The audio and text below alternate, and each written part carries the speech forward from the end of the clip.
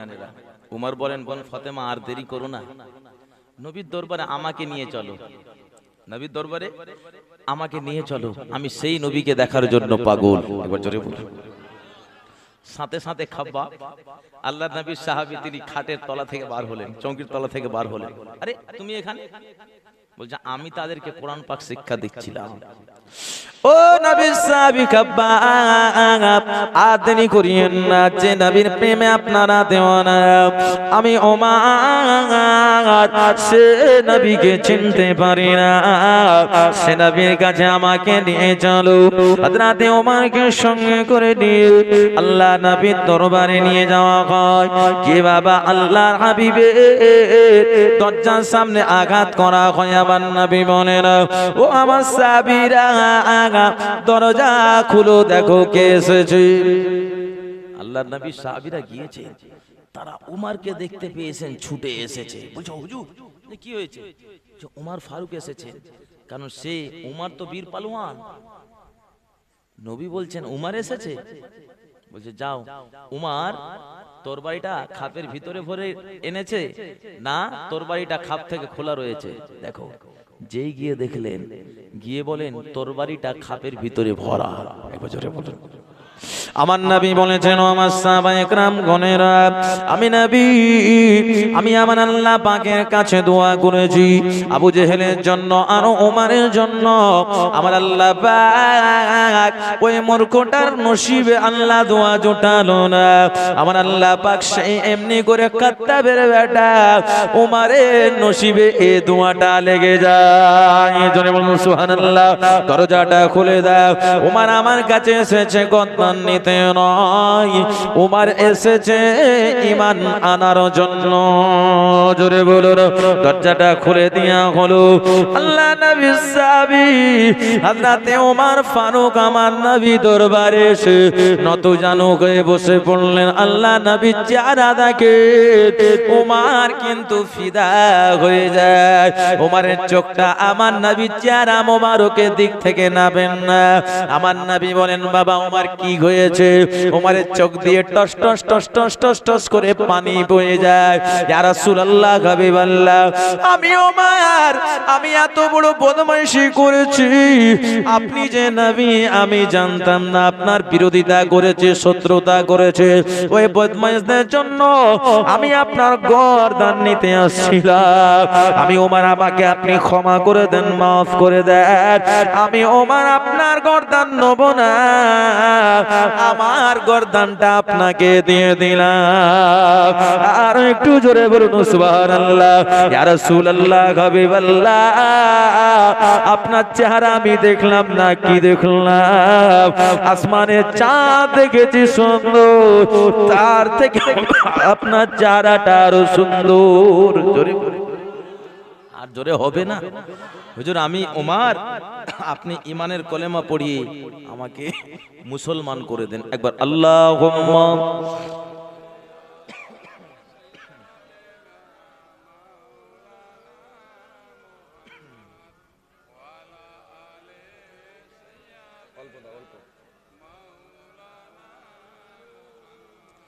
আল্লাহুম্মা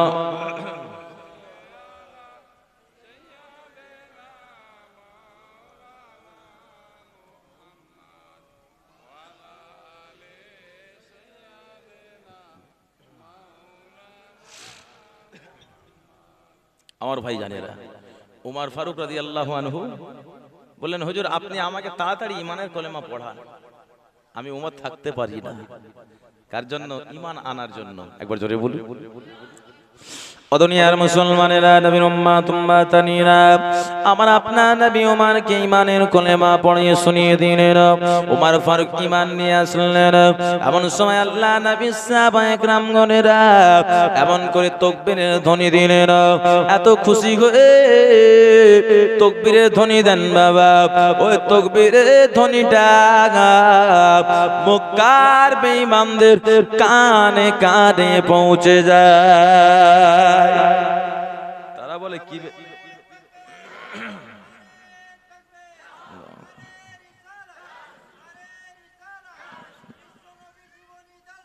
জিন্দাবাদ জিন্দাবাদ।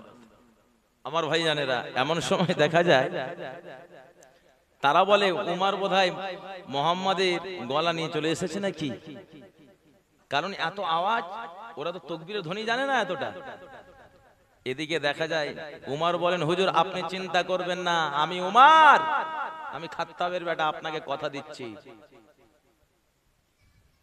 আমি যে জায়গায় মুসলমান হয়েছি আমাকে আর কেউ রুখতে পারবে না, দাঁড় করাতে পারবে না। আমি উমার আপনাকে কথা দিলাম, সত্য ধর্ম প্রচার করতে আমি ভয় পাই না। আমি উমার সত্য ধর্মের জন্য আমি আমার গর্দান দিতে রাজি আছি। একবার জোরে বলো, হুজুর আপনাকে আর আগাতে হবে না, আমি উমার রয়েছি, সদা সর্বদা আমি সামনে থাকবো, আপনি পিছনে থাকবেন। জোরে বলুন। কে আসছে? বীর পালুহান খানাই কাবার দিকে নিয়ে গেলেন।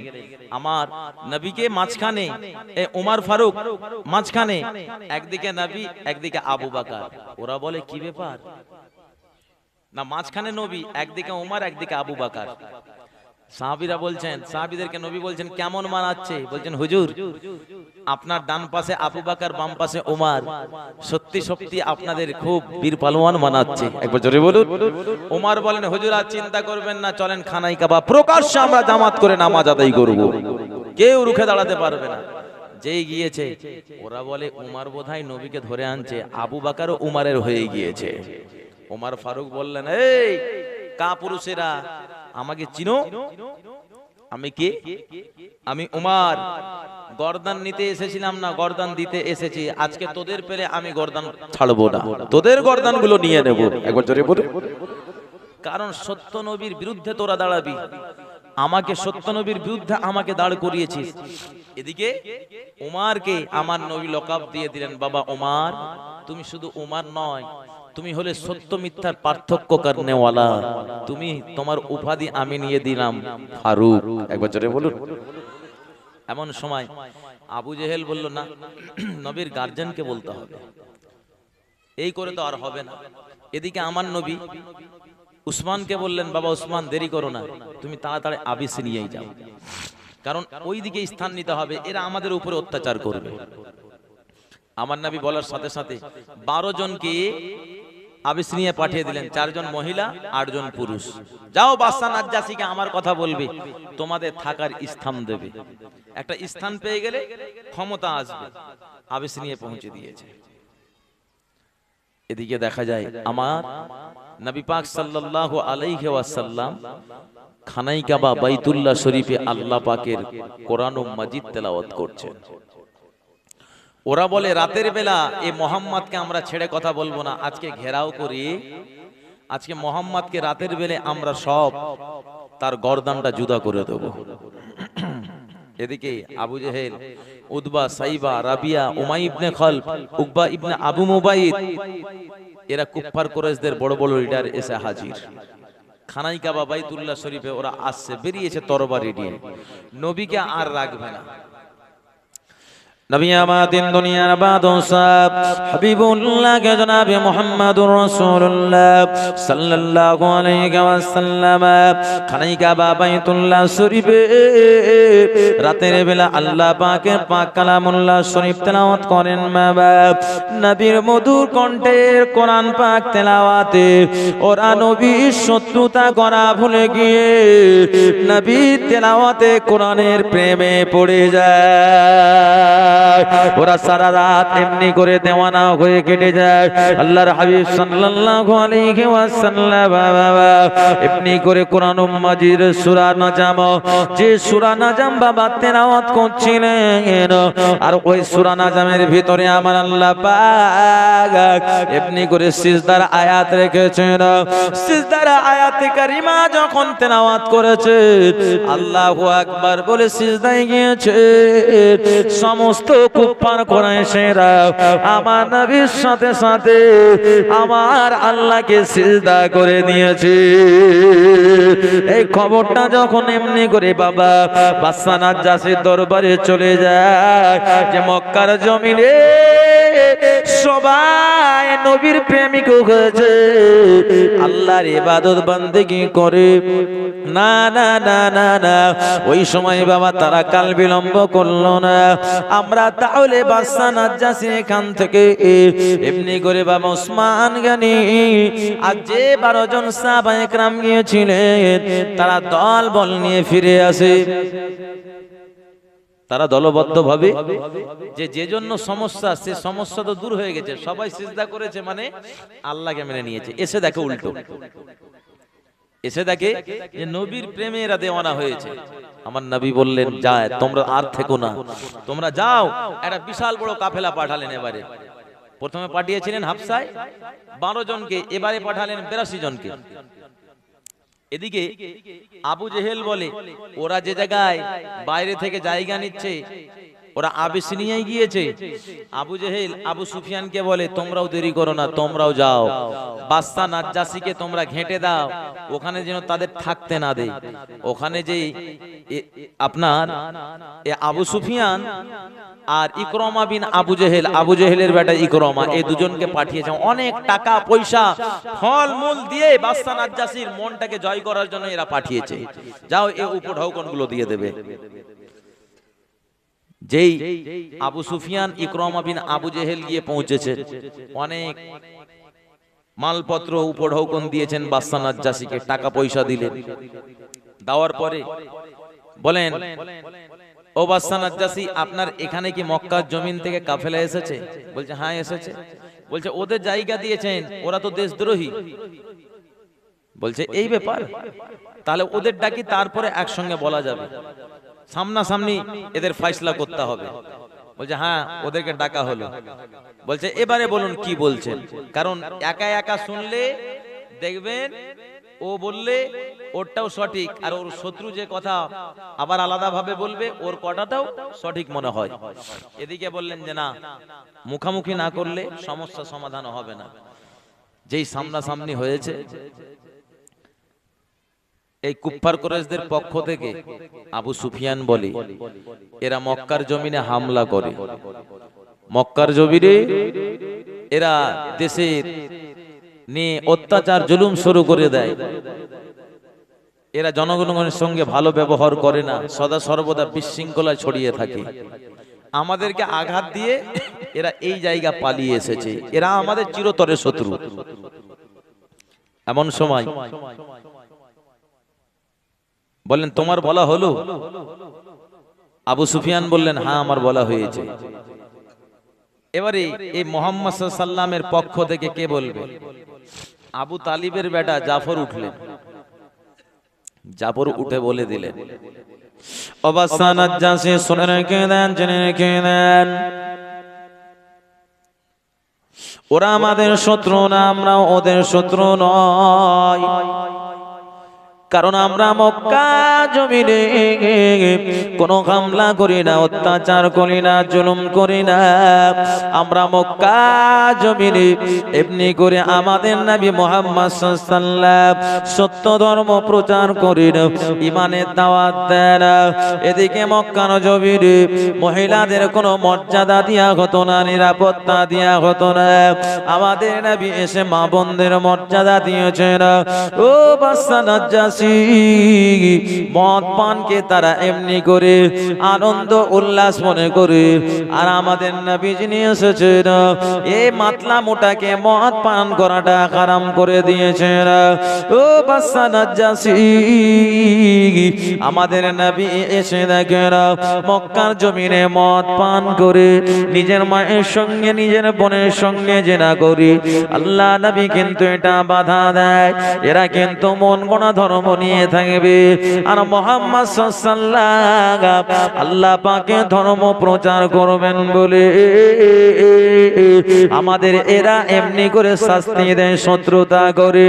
ও নওজওয়ান যুবকেরা, তরুণীরা, বাচ্চারা, এমন সময় বাদশা নাজ্জাশী বলেন, না না না, এমনি করে তোমাদের ঈসা নবীর প্রতি কি ধারণা? ওরা ওই সময় বলেছেন ঈসা হলে আল্লাহ পাক পাকের একজন প্রেরিত নবী। আমার আল্লাহ ঈসা নবীর প্রতি ইনজিল কিতাব নাজিল করেছেন। ও বাদশা নাজ্জাশী, ঈসা নবীকে আমার আল্লাহ দ্বিতীয় আসমানে তুলে নিয়েছেন। জোরে বলুন সুবহানাল্লাহ। তার আম্মা জান মা মারিয়ামের নামে নামে আমার আল্লাহ কোরআন ও মাজিদের একটা সূরা নাজিল করেছেন। বাদশা নাজ্জাশী বলেন, তাহলে এই ধর্মটাই হচ্ছে সঠিক, এই নবী মুহাম্মদ সাল্লাল্লাহু আলাইহি ওয়াসাল্লাম হচ্ছেন সঠিক, আমিও তিনাকে নবী বলে মেনে নিলাম। একবার জোরে বলুন।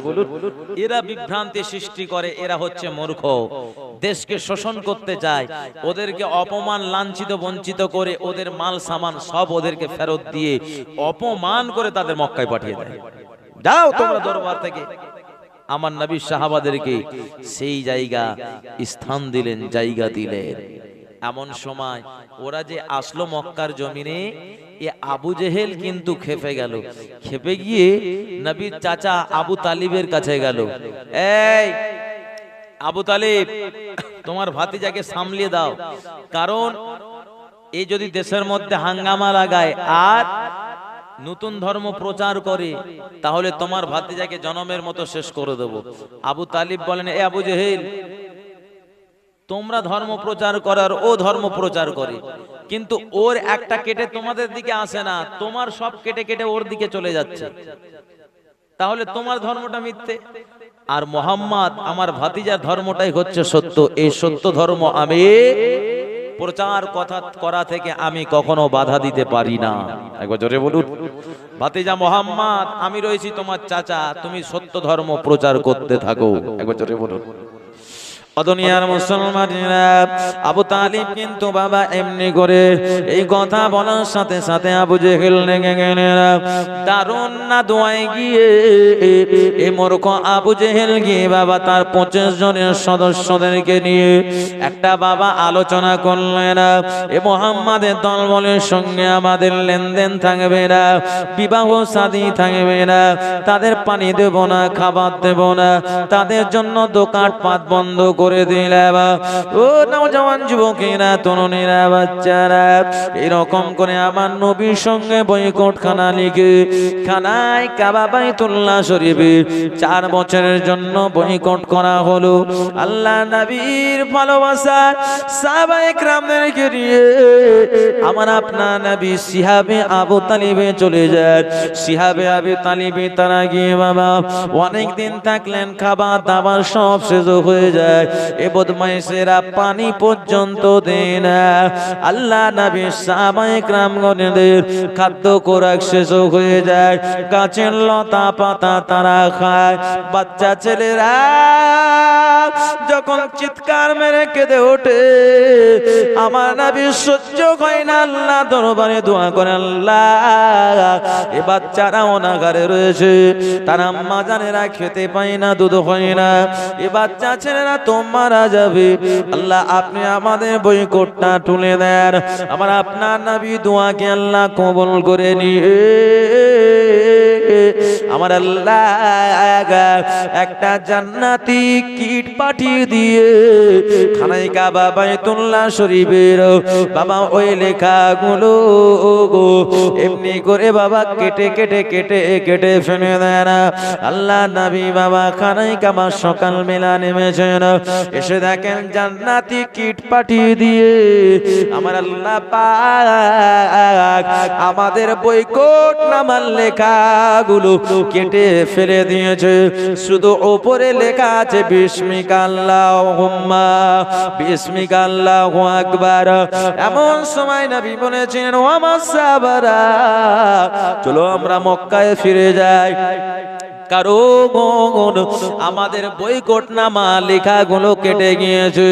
যেই বাবা নেমে আসলেন, ওই কুফার কুরাইশরা বাধা প্রদান করতে লাগলো, বাধা যেই যখন দিতে লাগলো বাবা, এমন সময় আল্লাহ নবী সাল্লাল্লাহু আলাইহি সাল্লাম বললেন বয়কটটা তোমরা প্রথমবারে দেখো। বয়কট যে দেখতে গিয়েছে কিছু লেখা নাই। আমার নবী বললেন বয়কট নামায় আর দ্বিতীয়বার লেখা হবে না। আমার আল্লাহ আমাদের বয়কট তুলে দিয়ে ইসলামের বিজয় করে দেন। ওরা অনেক দিক থেকে নবীর শত্রুতা করে, কিন্তু নবী সত্য ধর্মকে ওরা রুখতে পারলো না। ওরা সব জায়গায় হার মেনে যায়। এমন সময় সিহাবে আবু তালিব থেকে ফিরে নবীর চাচা যান আবু তালিব অসুস্থ হয়ে পড়লেন। শরীরটা জীর্ণ হয়ে গিয়েছে, কারণ গাছের লতা পাতা খেয়ে সহ্য করতে পারে না। কি গো, আমরা যদি গাছের শাক পাতা রান্না না করি, যদি আমরা কাঁচা কাঁচাই খেয়ে নিই, আমাদের সহ্য হবে? সহ্য হবে না, কারণ তাতে ভিটামিন বেশি, আর বেশি ভিটামিন আমাদের সহ্য হবে না। শরীর একবারে জীর্ণ শীর্ণ হয়ে যাবে। তাই আমরা শাককে সিদ্ধ করে রান্না করে আমরা খাই। তবুও শাকে অনেক ভিটামিন থাকে রান্নার পরে। এই কাঁচা লতা পাতা খেয়ে আবু তালিব একবারে জীর্ণ রোগা হয়েছে। আবু তালিব অসুস্থ হয়ে পড়েছে। আমার নবী গেলেন। আমার নবী গিয়ে বললেন, চাচা যান একটাবার আপনি কলেমা পড়ুন। জান্নাতে গিয়ে আমি থাকবো জান্নাতে, আপনি গিয়ে থাকবেন জাহান্নামে। চাচা যান এতদিন পাশে থাকলেন, আর আখেরাতে আপনি আমার থেকে দূরে থাকবেন। চাচা যান এটা কি করে হতে পারে? এমন সময় আবু জেহেল বসে রয়েছে, বলছে আবু তালিব এতদিন বাপ দাদুর ধর্ম মেনে আসলি, আর ইন্তেকালের সময় তুই যদি এই ইমানের কলেমা মোহাম্মদের ধর্ম পালন করে নিস, তাহলে লোকে বলবে আবু তালিব মৃত্যুর ভয়ে কলেমা পড়েছে। ভুল করে পড়িস না। আবু তালিব কিন্তু কলেমা পড়ল না। আমার নবীর মন খারাপ। আজাজিল ফেরেশতা এসে আপনার আজরাইল ফেরেশতা এসে আবু তালিবের জান কবজ করে নেন। আল্লাহর নবী মন খারাপ, অনেক অঝর নয়নে কাঁদে। আমার আল্লাহ পাক তিনারা হাবিবকে জানিয়ে দিলেন, হাবিব আমি আল্লাহ পাক আমি আপনাকে সৃষ্টি করেছি, আমি আপনাকে পাঠিয়েছি এমনি করে হেদায়েত করতে না, হেদায়েতের পথ দেখাতে। লা তাহদি মান আহাদাতা, ও আমার হাবিবে পিয়ারা আপনি হেদায়েত করতে পারেন না, আপনি হেদায়েতের পথ দেখাতে পারেন, আমি আল্লাহ হেদায়েত করতে পারি। হাবিব আপনি চিন্তা করবেন না, দুঃখ নেবেন না। আপনার চাচা আবু তালিবের অন্তরে আমি আল্লাহ মোহর মেরে দিয়েছি। ও আমার হাবিবি পিয়ারা আপনি মনে দুঃখ নেবেন না। চাচা জান আবু তালিবকে বাবা দাফন করা হয় এমনি করে খানায় কাবার পাশে আব্দুল মুত্তালিবের কবরের পাশেই তাকে সমাধিত করা হয়। আমার নবীর মন খারাপ। চাচা জান বিদায় নিয়ে নিলেন। আল্লাহ নবীকে কুপ্পার করে সেরা আরো অতন্তি দিতে লাগলেন। বাবা ও নওজওয়ানেরা, এমন সময় দেখা যায় আল্লাহ নবী দুঃখ মনে ভরা ক্রান্ত বলে খানায় কাবা বাইতুল্লাহ দিকে রওনা দিচ্ছেন। এমন সময় আমার নবী প্রাণ প্রিয় বিবি আম্মা জান মা খাদিজাতুল কুবরা বলে, ইয়া রাসূলুল্লাহ হাবিবাল্লাহ হুজুর আপনি কোথায় যান? আপনি একটা বার আপনি ঘরের মধ্যে আসুন। ওই সময় আমার নবী বললেন, খাদিজা আমি খানায় কাবা বাইতুল্লাহ শরীফে যাব। ওই সময় মা খাদিজা বললেন, ইয়া রাসূলুল্লাহ হাবিবাল্লাহ আমি খাদিজা আমি বড় অসুস্থ। আমি খাদিজা আমি বড় অসুস্থ হুজুর, আমি খাদিজা একটু আমার কাছে আসুন। আমার নবী বললেন, আল্লাহর খানায় কাবা বাইতুল্লাহ যাওয়ার থেকে অসুস্থ ব্যক্তির কাছে যাওয়াটা আল্লাহ পছন্দ করেন। কারণ যত টাইম অসুস্থ ব্যক্তির কাছে থাকবে ওই সময়টা বাড়ি থেকে যাতায়াত পর্যন্ত সময়টাকে আল্লাহ জান্নাতে থাকার সমপরিমাণ সওয়াব দিয়ে থাকেন। জোরে বলুন সুবহানাল্লাহ। একবার দরুদ শরীফ আল্লাহুম্মা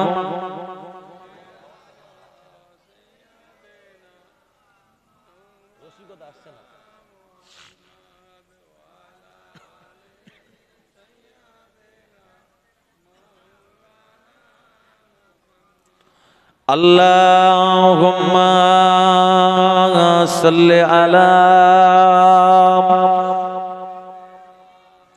প্রথমে যেমন ছিল সেটা ঠিক ছিল।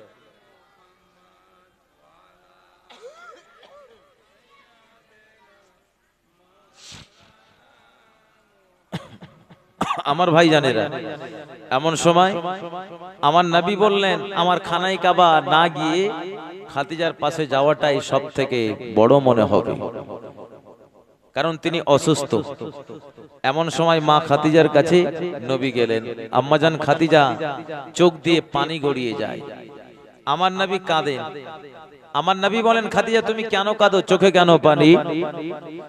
ওই সময় মা খাদিজা বলেন হুজুর আমি বোধহয় আর বাঁচবো না, আমি খাদিজা আমি বোধহয় বিদায় নিয়ে নেব।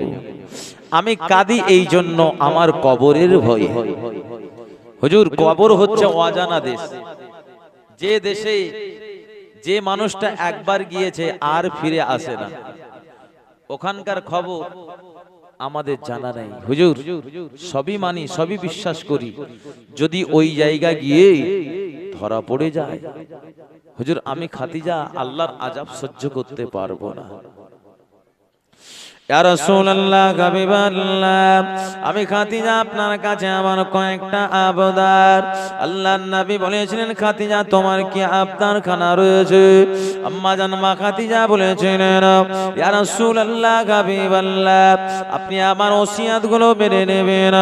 ওই সময় আল্লাহর নবী বলেছিলেন ও বিবি খাদিজা আমি তোমার আবদারগুলো মেনে নেব। আম্মা জান মা খাদিজা বলেছিলেন ইয়া রাসূলুল্লাহ হাবিবাল্লাহ আমি খাদিজা যখন ইন্তেকাল হয়ে যাব, আমি খাদিজা আমাকে কাফন দিয়ে আপনি কাফনাবেন না, কারণ আপনার জুব্বা মোবারক কানা দিয়ে আমি খাদিজা আপনি আমাকে কাফনে দেবেন। ইয়া রাসূলুল্লাহ হাবিবাল্লাহ আমার 2 নম্বর এমনি করে আবদার হলো আমি খাদিজা দেখি মানুষকে যখন কাফনানো হয় বাজার থেকে গোলাপ পানি আনা হয়, হুজুর আপনি আমার জন্য গোলাপ পানি আনবেন না, আপনি আমার কাফনে আমি আপনার নুরানি ঘাম মোবারক তুলে রেখেছি, আপনি গোলাপ পানির পরিবর্তে আমার কাফনের কাপড়ে আপনি সেই ঘাম মোবারক খানা দিয়ে দেবেন। 3 নম্বর আমার ওসিয়াত হলো আমি খাদিজা আমি যখন ইন্তেকাল হয়ে যাব, যখন আপনি আমাকে কাফনাবেন, হুজুর কাফনের কাপড়ে কর্পূর দেওয়া হয়, আমি খাদিজা আমার কাফনে আপনি কর্পূর দেবেন না। আল্লাহর নবী বলেছিলেন খাদিজা তাহলে কি দেব? ওই সময় মা খাদিজা বলেছিলেন কর্পূরের পরিবর্তে আপনি যখন দিন ইসলাম প্রচার করে বাড়ি ফিরতেন আপনার নালাইন শরীফে ধুলোগুলো আমি খাদিজা তুলে রেখে দিয়েছি। জোরে বলুন সুবহানাল্লাহ। ইয়া রাসূলুল্লাহ হাবিবাল্লাহ আমি খাদিজা কফনের পরিবর্তে আপনার নালাইন শরীফে ধুলোটা দিয়ে দেবেন।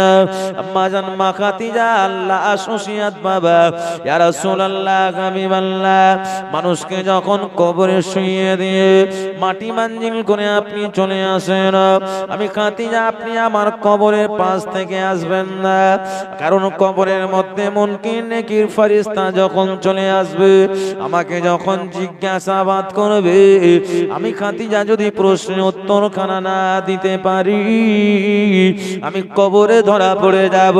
হুজুর আপনি বলেছেন কবর হচ্ছে আখিরাতের প্রথম মঞ্জিল, কবরে যে ধরা পড়ে যাবে সব জায়গায় সে ধরা পড়ে যাবে। ইয়া রাসূলুল্লাহ হাবিবাল্লাহ মুনকির নাকির যখন চলে আসবে আমি খাদিজা আমার কবরে মুনকির নেকির সওয়ালের জবাব যদি না দিতে পারি আপনি তালকিন করে একটু বলে দেবে। আম্মা জান মা খাদিজার ওসিয়াতগুলো নবী মেনে নিলেন। আম্মা জান মা খাদিজা যখন ইন্তেকাল হয়ে যান আল্লাহ নবী মা খাদিজার ওসিয়াত মতো বাবা তিনাকে কাফন করিয়ে দিলেন। এমন সময় আল্লাহ নবী আম্মা জান মা খাদিজাকে বাবা এমনি করে কবরস্থানে নিয়ে গিয়ে জান্নাতুল বাকি কবরস্থানে দাফন করে দিলেন। ও নওজওয়ান যুবকেরা, জান্নাতুল বাকি কবরস্থানে নিয়ে গিয়ে যখন দাফন করে দেয় এমন সময় আল্লাহ নবীর সমস্ত সাহাবায়ে কেরামগণেরা তারা সবাই চলে আসে, কিন্তু আমার নবী আম্মা জান মা খাদিজার কবরের পাশ থেকে আসেন না। নবীর সাহাবীরা বলেন নবী কেন আসেন না? আল্লাহ নবী বলেছেন মানুষকে মাটি বাঙিল করে দেওয়ার পরে কবরের পাশে থাকা যাবে না, কারণ মানুষের 40 কদম হয়ে গেলে মুনকির নেকি তার কবরে চলে আসবে। আমার নবী কেন রয়েছে? কিছুক্ষণ পর দেখা যায় আমার নবী মা খাদিজার কবরে সিনা মোবারক লাগায়। আম্মা জান মা খাদিজা রাদিয়াল্লাহু আনহা কবরটা যেন সংকীর্ণ হয়ে আসে। ওই সময় আমার আপনার নবী নিজের নূরানি সিনা মোবারক খানা লাগাতে লাগলেন। সাথে সাথে কবর থেকে আওয়াজ আসে, ইয়া রাসূলুল্লাহ হাবিবাল্লাহ, যেন আপনি চিন্তা করবেন না, পেরেশানি নেবেন না, আমরা আমাদের আম্মা জান মা খাদিজাকে কষ্ট দিই না ইয়া রাসূলুল্লাহ হাবিবাল্লাহ, কারণ আপনার সঙ্গে মা খাদিজার সম্পর্ক রয়েছে বলে আমরা আমাদের আম্মা জান মা খাদিজার সঙ্গে কুলাকুলি করি। জোরে বলি, খাদিজার সঙ্গে আমরা কুলাকুলি করি, আনন্দ বিয়োগ আমরা করি। হুজুর আপনি চিন্তা করবেন না। ও দুনিয়ার মুসলমানেরা, ও নবীর উম্মাতানিরা, আল্লাহ নবী সাল্লাল্লাহু আম্মা জান মা খাদিজার কবরের পাশ থেকে আসেন না। আল্লাহর মালায়েকা ফেরেশতা হযরত জিবরাইল আলাইহিস সালাতুস সালাম আম্মা জান মা খাদিজার কবরের পাশে নাজিল হয়ে গেলেন। আল্লাহর নবীকে সালাম জানালেন, আসসালাতু ওয়াসসালামু আলাইকা ইয়া রাসূলুল্লাহ হাবিবাল্লাহ, ইয়া রাসূলুল্লাহ ইয়া হাবিবাল্লাহ। আমি এমনি করে আপনি মা খাদিজার কবরের পাশ থেকে যান নাই, আপনি এই জায়গায় রয়ে গিয়েছেন। আল্লাহর নবী বলেছিলেন, ও জিবরাইল, খাদিজার কবরে মুনকির নাকির ফেরেশতা কেন আসেন না? ওই সময় জিবরাইল জানিয়ে দিলেন, ইয়া রাসূলুল্লাহ হাবিবাল্লাহ, মুনকির নাকির ফেরেশতা মা খাদিজার কবরে আসবেন না। আর একটু জোরে বলুন সুবহানাল্লাহ।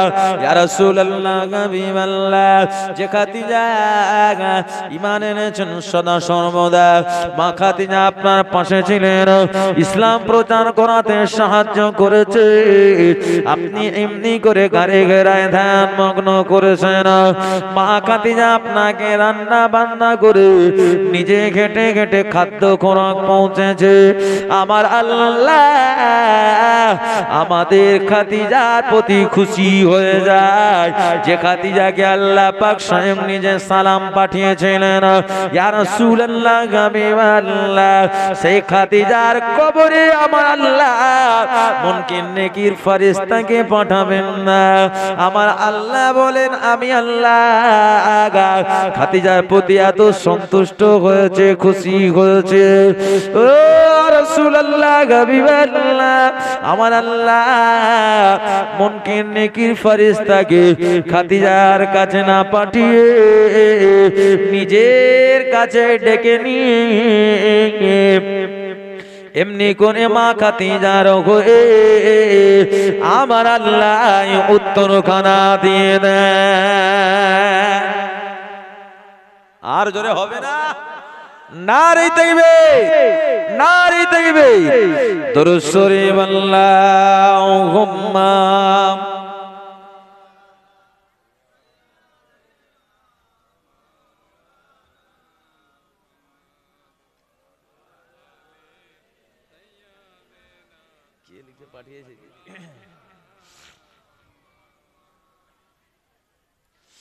আল্লাহুম্মা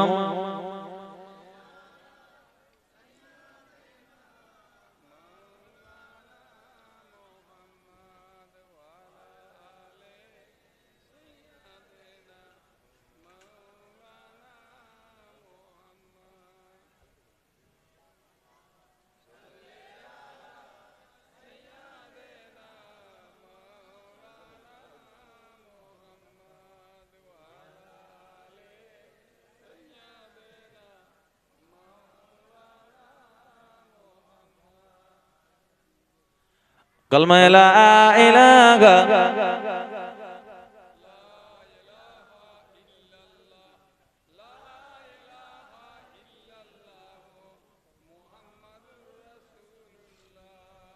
আল্লাহুম্মা আওয়াজ পাতলা কেন হচ্ছে জি? এরকম এরকম হচ্ছে কেন? একভাবে দুটো থেকে আওয়াজ আসে যেন পাতলা হয়ে যাচ্ছে আওয়াজ অনেক।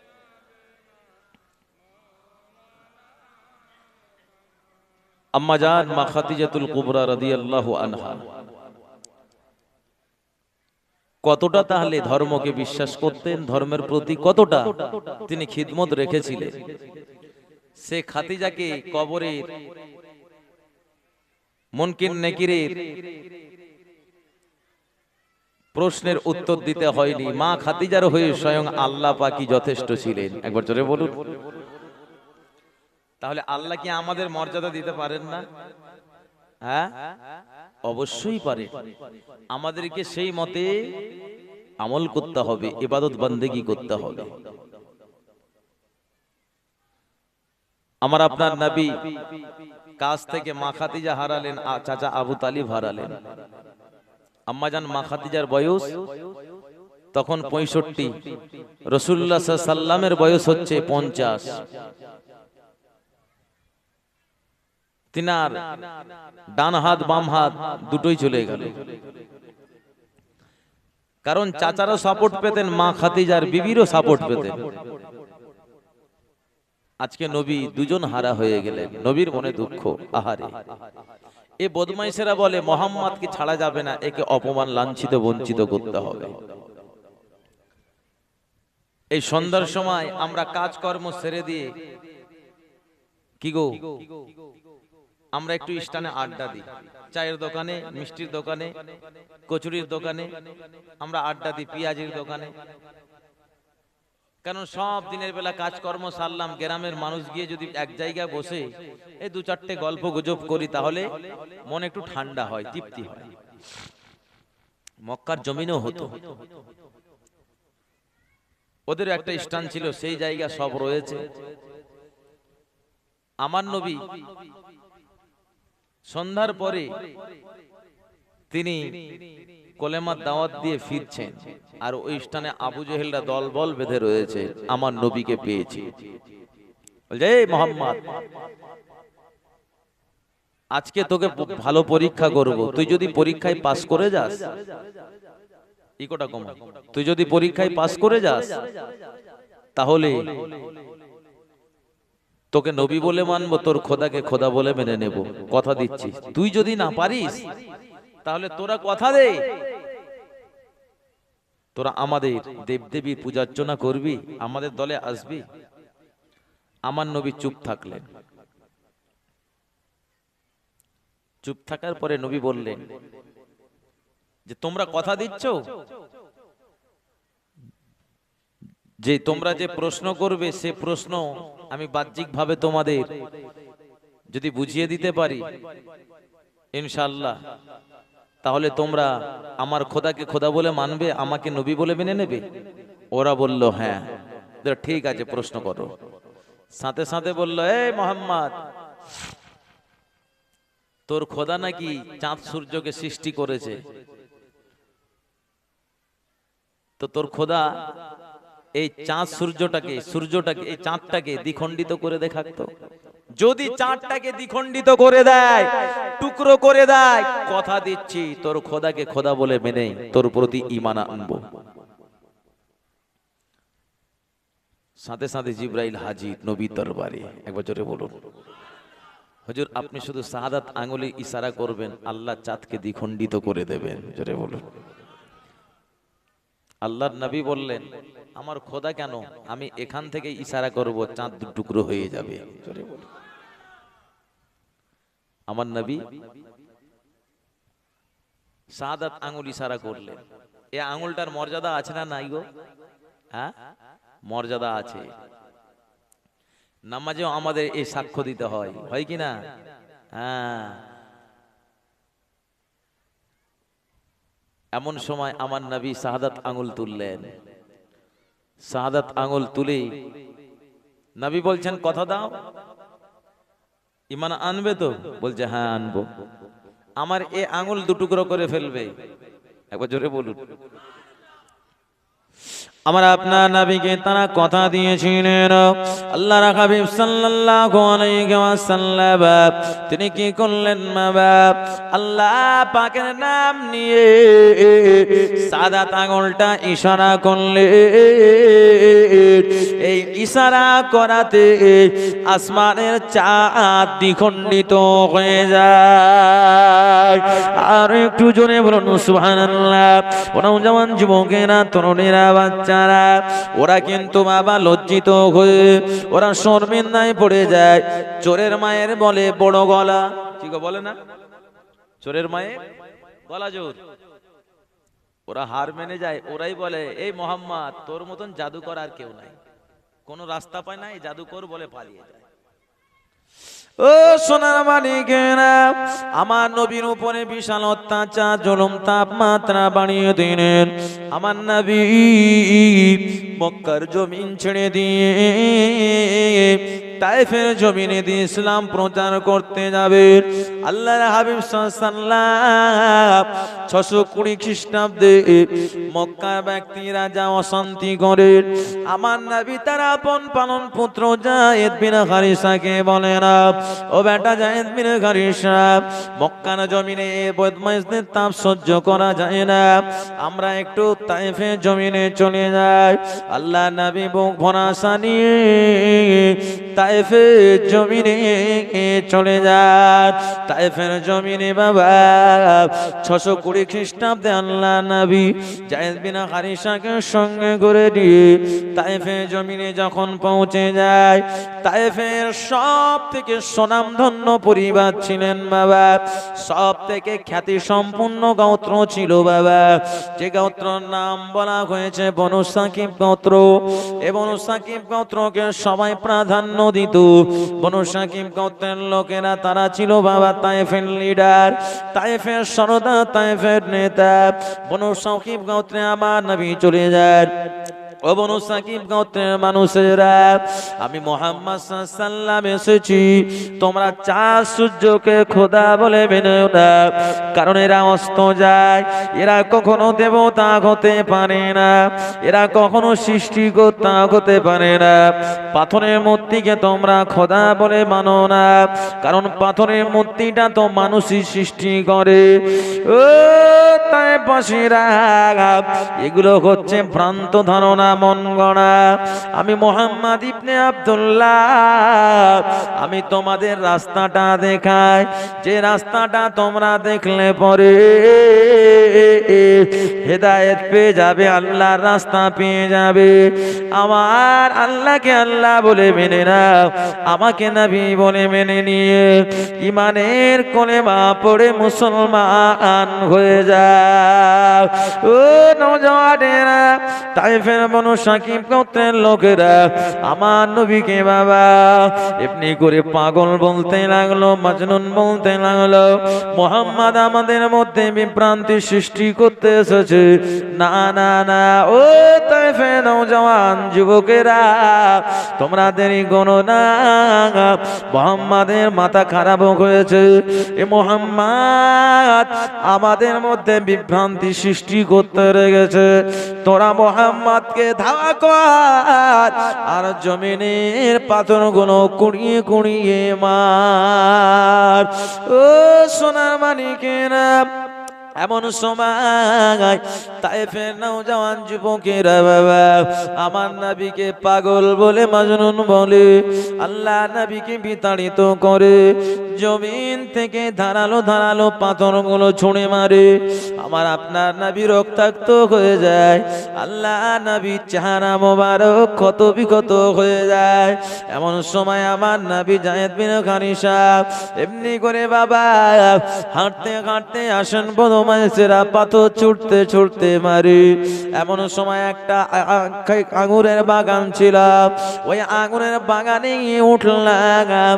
আমার নবীর নালাইন শরীফ এমনি করে নবীর খুন মোবারকে ভরে যায়।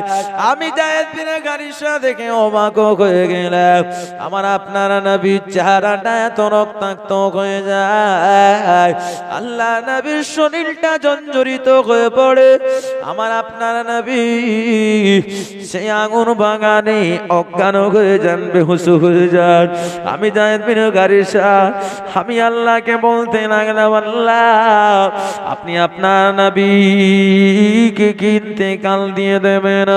সত্যি সত্যি আপনার নবী যদি ইন্তেকাল আপনি দিয়ে দেন, আল্লাহ দিন ইসলাম এখান থেকে মিটে যাবে।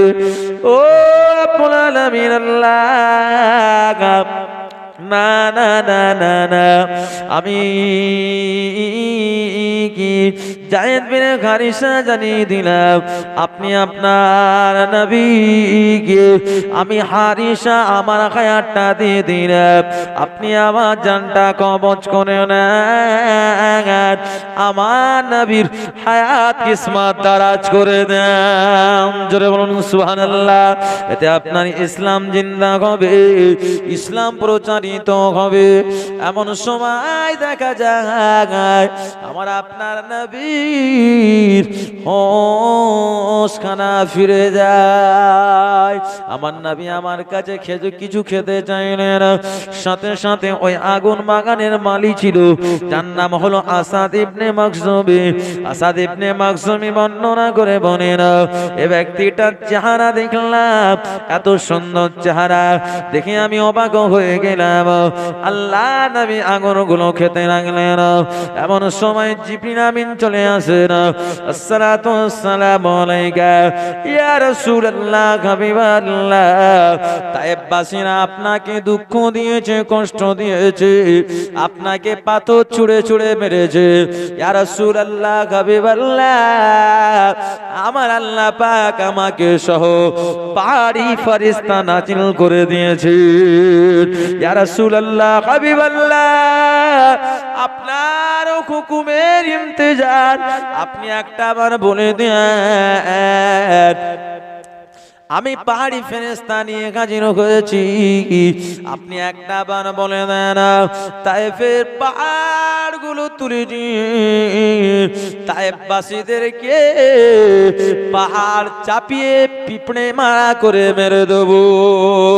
আমার আপনার নবী বলেছিলেন, ইয়া কি জিবরাইল, আমার আল্লাহ আমাকে দারোগা করে পাঠায় না, আমার আল্লাহ আমাকে প্রতিশোধ নেবার জন্য পাঠান না, আমার আল্লাহ আমাকে বীর বালোহান করে পাঠান না, আমার আল্লাহ আমাকে পাঠিয়েছেন ওয়ামা আরসালনাকা ইল্লা রাহমাতাল লিল আলামিন। জোরে বলুন সুবহানাল্লাহ। ও ফেরেশতা জিবরাইল, আমার আল্লাহ আমাকে পাঠিয়েছেন মানবকে পরিবর্তন করতে, মানবকে শিক্ষা দিতে। আমার আল্লাহ আমাকে পাঠিয়েছেন রহমাতাল লিল আলামিন করে। আর জোরে হবে না। আমার নবী কিছুই বললেন না। আমার নবী সেখান থেকে মক্কার উদ্দেশ্যে রওনা দিলেন। নবীর কুলিজার টুকরি অপেক্ষা করছেন। আব্বার যাওয়া তো হয়ে গেল বেশ কয়েকদিন, আব্বা কেন আসেন না? আমার নবী ফাতেমাকে বড় ভালোবাসেন। নবীর চারজন কলিজার টুকরি ছিলেন, চারজনকে বেশি ভালোবাসতেন, কিন্তু তাদের থেকে ফাতেমাকে একটু অন্য নজরে দেখতেন। নবী বলেছেন, আমি হলাম কন্যার পিতা। যারা নিজের মেয়েদেরকে ভালোবাসবে, মহব্বত করবে, প্যার করবে, তাদের ভালো নাম রাখবে, শরিয়াত সম্মত নাম রাখবে, দ্বীনি তালিমের শিক্ষা দেবে, সুপাত্র দেখে তার বিবাহ দেবে, কন্যাদের ভালোবাসবে। আমি নবী জানিয়ে দিলাম একটা সন্তানের জন্য আল্লাহ তাকে, আমার আল্লাহ দয়ার একটা জান্নাত দান করে দেবেন। একবার জোরে বলুন। আল্লাহ নবী সাহাবান আরজ করেছিলেন, ইয়া রাসূলুল্লাহ হাবিবাল্লাহ, যার দুটো কন্যা, আল্লাহ নবী বললেন তার জন্য আল্লাহ পাক জান্নাতি দুটো ঘর নির্মাণ করে দেবেন। হুজুর যার তিনটে কন্যা, আল্লাহ নবী বললেন ওই তিনটে কন্যার ভালো নাম রাখবে, তিনি তালিমে শিক্ষা দেবে, সুপাত্র দেখে বিবাহ খানা দিয়ে দেবে। আমি নবী জানিয়ে দিলাম আমার আল্লাহ ওই কন্যার পিতা মাতাকে তিনটে জান্নাতে ঘর নির্মাণ করে দেবে না। একবার জোরে জোরে বলুন সুবহানাল্লাহ।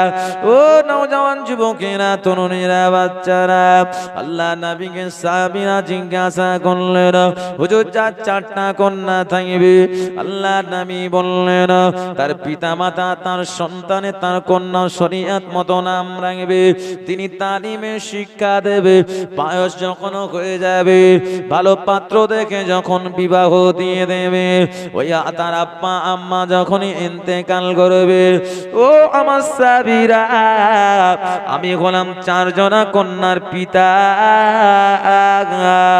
আল্লাহ জান্নাতে আমার পাশাপাশি জায়গা হয়ে যাবে।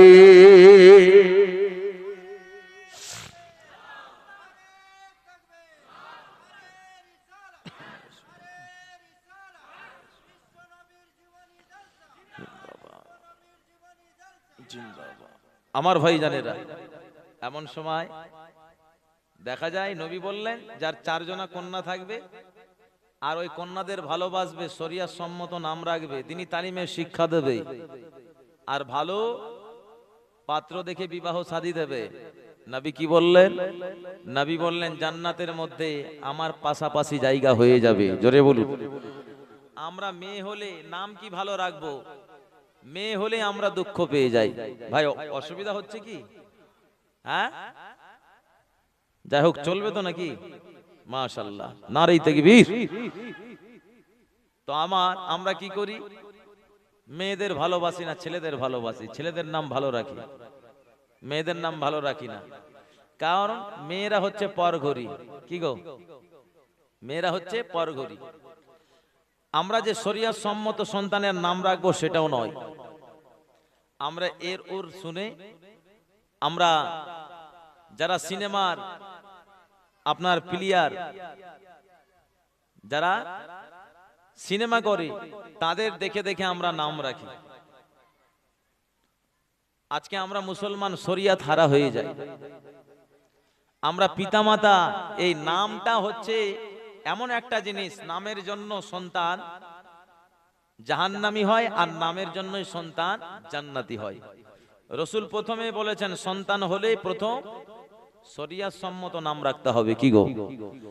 আল্লাহর নবীর দরবারে মন দিয়ে শুনবেন, যখন উমর ফারুক রাদিয়াল্লাহু আনহু তিনি খলিফা পদে ছিলেন, এই খলিফা পদে বসে আছেন, একজন ব্যক্তি তার বেটাকে ধরে ধরে আনছে, ছেলেটার হাত ধরে ধরে টানছে, আর ওর ছেলেটা কিন্তু পিছন টানছেন। কারণ কার দরবারে আনা হচ্ছে? উমরের দরবারে।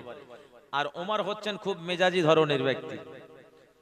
এমন সময় দেখা যায় উমর বলেন, বাবু কি হয়েছে, চলে আসো। উমর যে একবার ডেকেছে, ওই বাচ্চাটা কিন্তু আদবের সঙ্গে চলে এসেছে। বলুন সুবহানাল্লাহ। বাবু কি হয়েছে বলো? অনেক শিক্ষামূলক কথা, মন দিয়ে শুনুন। বলে কি হয়েছে, তুমি পিছন কেন টানছিলে? বলছে আমার আব্বাকে জিজ্ঞেস করুন। ওর আব্বা বলেন আমার এই ছেলেটা খুব বেয়াদবি করে, আব্বা আম্মার কথা শুনে না, ও সদা সর্বদা বেয়াদবি করেই বেড়ায়। ওই সময় ওই বাচ্চাটা বলল যে হুজুর, সব দায়িত্ব কি সন্তানেরই আছে না সন্তানের প্রতি গার্জেনেরও আছে? বলছে গার্জেনের অবশ্যই আছে, প্রথম তো গার্জেনের, তারপরে সন্তানের। কি গো, গার্জেন ছাড়া সন্তান হবে? হবে না। ততরূপ গার্জেন যদি হক না আদায় করে, সন্তান কোথা থেকে শিখবে? তো বলছি গার্জেনের কি কি হক রয়েছে হুজুর বলুন। হযরত ওমর ফারুক বললেন, একজন পুরুষ ব্যক্তি তার সন্তানের জন্য 4টে হক, কটা হক? 4টে হক। এক নম্বর হলো ওই পুরুষ ব্যক্তিটা যখন বিবাহ শাদী করবে তখন তাকে তার স্ত্রী শিক্ষিত দেখে, ধর্ম প্রাণায়তা দেখে, সন্তানের জন্য সুশিক্ষিত মহিলা দেখে বিবাহ করতে হবে। 2 নম্বর, সন্তান হলে তার ভালো নাম রাখতে হবে। 3 নম্বর, সন্তানকে শিক্ষা দিতে হবে। 4 নম্বর, বালেগ হলে বিবাহ দিতে হবে। ওই বাচ্চাটা বলল, হুজুর কিছু বলবো? বলছে বলুন। এই 4টে জিনিস বললেন, বলা বেয়াদবি হয়ে যাবে। এই 4টে আমার আব্বা আম্মার মধ্যে নেই। এই 4টে জিনিসই নেই আব্বা আম্মার মধ্যে। বলছে কি? আমিরুল মুমিনিন খলিফাতুল মুসলিমিন, ইসলাম জাহানের তৃতীয় খলিফা। হুজুর আপনি শুনে রেখে দেন, জেনে রেখে দেন। আপনি বললেন 1 নম্বরে সন্তানের ছেলে মেয়ের দিক দেখে তারা আব্বাকে সুন্দরী এমনি করে শিক্ষিত ও মহিলা দেখে বিবাহ করতে হবে। কিন্তু আমার আব্বা জাকার এমনি করে আমার যিনি আম্মা, আমার মা শিক্ষা দীক্ষা কিছু জানে না, আমার আম্মার আদব কায়দা কিছু নাই। আমার আম্মা হচ্ছে একজন মূর্খ অযোগ্য মাজুজি। আমার আম্মার নিজেরই জ্ঞান নাই, সে কি সন্তানকে জ্ঞান দেবে, শিক্ষা দেবে? ও আমিরুল মুমিনিন, আমার আব্বা আমার আম্মা কি বিবাহ করেছে শিক্ষা দেখে নয়, আমার আম্মা চারাখানা দেখে আমার আব্বা বিবাহ করেছে। 2 নম্বর হলো এমনি করে সন্তানের ভালো দেখে নাম রাখতে হবে। ও খলিফাতুল মুসলিমিন, আমার আব্বা আমার নাম শরিয়াত মতো রেখেছেন না শরিয়াত খেলাফ রেখেছেন? আপনি শুনুন। বলছে তোমার নামটা কি বাবু বলো? ওই সময় বললেন আমি কেন বলবো, আমার আব্বাকে আমার নাম আমার আব্বা রেখেছে, আমার আব্বাই আমার নামটা বলে দেবে। ও বাবা ছেলে কি নাম এই বাচ্চাটার রেখেছে, এক নাম্বার আপনি বলে দেন। তখন বাচ্চাটার আব্বা বলে, ও আমিরুল মুমিনিন খলিফাতুল মুসলিমিন, আমার সন্তানের নাম আমি রেখেছি সাম্মানিউন খানফাসা, আমার সন্তানের নাম আমি রেখেছি চামচিকা। কি গো, কি নাম? চামচিকা। চামচিকা নাম হয়? হ্যাঁ, যদি কেউ চামচিকা নাম রাখে তার মাথাটা ঠিক থাকবে? ঘর থেকে যখন বেরোবে তার ব্রেনটা শান্ত থাকবে? হ্যাঁ, ওকে চামচিকা চামচিকা বলে রাগাবে তো নাকি? বলছে হুজুর আমার নাম রেখেছে চামচিকা, হাদিস শরীফের কথা বলছি। আমিরুল মুমিনিন খেপে গেলেন। আপনি নিজে অজ্ঞ মূর্খ, আপনি নিজে বিয়াদব, আপনার সন্তানটা কি করে জ্ঞানী হবে? আপনার থেকে তো দেখি আপনার সন্তানটা জ্ঞানী। আপনি কার নামে অভিযোগ এনেছেন? তাই গার্জেনকে ঠিক হতে হবে, সঠিক পথের প্রতীক হতে হবে। ও দুনিয়ার মুসলমানেরা, নবীর উম্মত উম্মাতানিরা, হযরতে ফাতেমা রাদিয়াল্লাহু আনহা আমার আপনার নবীর অপেক্ষা করেন। আল্লাহ নবী যে আসলেন, আমার নবীকে দেখে ফাতেমা অবাক হয়ে যান। আব্বা জান, আপনার চেহারাটা পুরো রক্তাক্ত কে করেছে? আপনার চেহারা মোবারকটা কে ক্ষত বিক্ষত করেছে? আব্বা জান একটা বার বলুন না। ফাতেমার চোখ দিয়ে টস টস টস টস করে পানি গড়িয়ে পড়ে। আল্লাহর নবী বললেন, তায়েফে জমিনে গিয়েছিলাম, ওরা আমাকে চিনতে পারেনি মা, তাই আমাকে ভুল ভেবে তারা মেরেছে। ওই সময় ফাতেমা তাদের জন্য বদদোয়া করতে লাগলেন। আমার নবী ফাতেমার মুখে হাত দিয়ে বললেন, বেটি ফাতেমা খবরদার ওদের জন্য বদদোয়া করো না মা, কারণ আমার উপরে তারা জুলুম করেছে, আর তুমি যদি বদদোয়া করো এ বদদোয়া লেগে যাবে। তুমি ওদের জন্য বদদোয়া করো, কিন্তু কিন্তু ওদের ধ্বংসের নয়, ওদের হেদায়েতের উদ্দেশ্যে দোয়া করো। তোমার দুআর বরকতে আমার আল্লাহ যেন তায়েববাসীদের হেদায়েত দান করে দেন। জোরে বলুন সুবহান, আর একটু জোরে বলুন সুবহানাল্লাহ। ও আমার ভাইজানেরা, আমাদের উপরে যদি অত্যাচার জুলুম কেউ করে বাবা, আমরা তাড়াতাড়ি বদদুয়া দিয়ে ফেলি, কিন্তু এটা নবীর সুন্নাত নয়। আমাকে আপনাকে সাবধান অবলম্বন করতে হবে। আমার নবী বলেছে যে শরীয়ত খেলাপি চলবে তার জন্য তুমি দোয়া করো, হেদায়েতে দোয়া করো। তোমার দোয়ার বরকতে ও যদি পরিবর্তন হয়ে যায়, মনে রাখবে ওই ব্যক্তিটা যতদিন আল্লাহর কাজ করবে ও যতটা সওয়াব পাবে, আমার আল্লাহ সেই পরিমাণে আপনার নামায় আমালে নেকি দিয়ে দেবে। তাহলে নবী কি শিক্ষা দিয়েছে? বরদুয়া করার না দোয়া করার? দোয়া করার শিক্ষা দিয়েছেন, আমাদের দোয়া করতে হবে। আমার নবী ঘরের মধ্যে গেলেন, দেখলেন সন্ধ্যা হয়ে যায়। ফতেমা বলেন আব্বা আপনি আরাম নেন। আমার নবী বলছেন বেটি ফতেমা ফাসাব্বিহ বিহামদি রাব্বিকা বিল আইসি ওয়াল ইবকার, আমি আরাম কে নেব বেটি? বলছে আব্বা আপনার শরীরটা ক্ষত বিক্ষত হয়েছে, আপনি ঠিকমতো চলতে পারেন না আব্বা, আপনার চেহারা দেখা যায় না, আব্বা আপনি আরাম নেন। আমার নবী বলছেন বেটি ফতেমা আমার আরামের থেকে আল্লাহর দিদার করাটা আমি বড় পছন্দ করি। একবার জোরে বলুন। কারণ সকালবেলা 2 রাকাত, সন্ধ্যাবেলা 2 রাকাত আমার আল্লাহ আমার উপরে নামাজ ফরজ করেছে। আমাকে নামাজ পড়তে হবে, আমার জুব্বাটা পরিবর্তন করে দাও। জুব্বাটা পরিবর্তন করে দিলেন। আমার নবী আরাম করলেন না। কোথায় গেলেন? খানাই কাবা বাইতুল্লাহ শরীফ, হারাম শরীফের হাতিম নামক জায়গা আমার নবী পৌঁছে গেলেন। কোন রিওয়ায়াতে আছেন উম্মে হানির বাড়ি নবী গিয়েছিলেন। ও নওজওয়ান যুবকেরা, তরুণীরা, বাচ্চারা, আমার আপনার নবী আরাম করা পছন্দ করলেন না। যদি আমরা হাঁটতে হাঁটতে পায়ে যদি হোঁচট খেয়ে বাবা একটু পাটা কেটে যায়, আমাদের ছেলে মেয়েরা বলে আব্বা আপনাকে নামাজ পড়া লাগবে না, আপনি আরাম করুন। কি গো ভুল বলছি? হ্যাঁ, আপনি আরাম করুন। জ্বর হয়ে গেলে উজু করলে পানি ধরে যাবে, নামাজ পড়িয়েন না। ও সোনা মানিকেরা, আমার আপনার নবী নামাজকে কত ভালোবেসেছিলেন, মহব্বত করেছিলেন, প্যার করেছিলেন।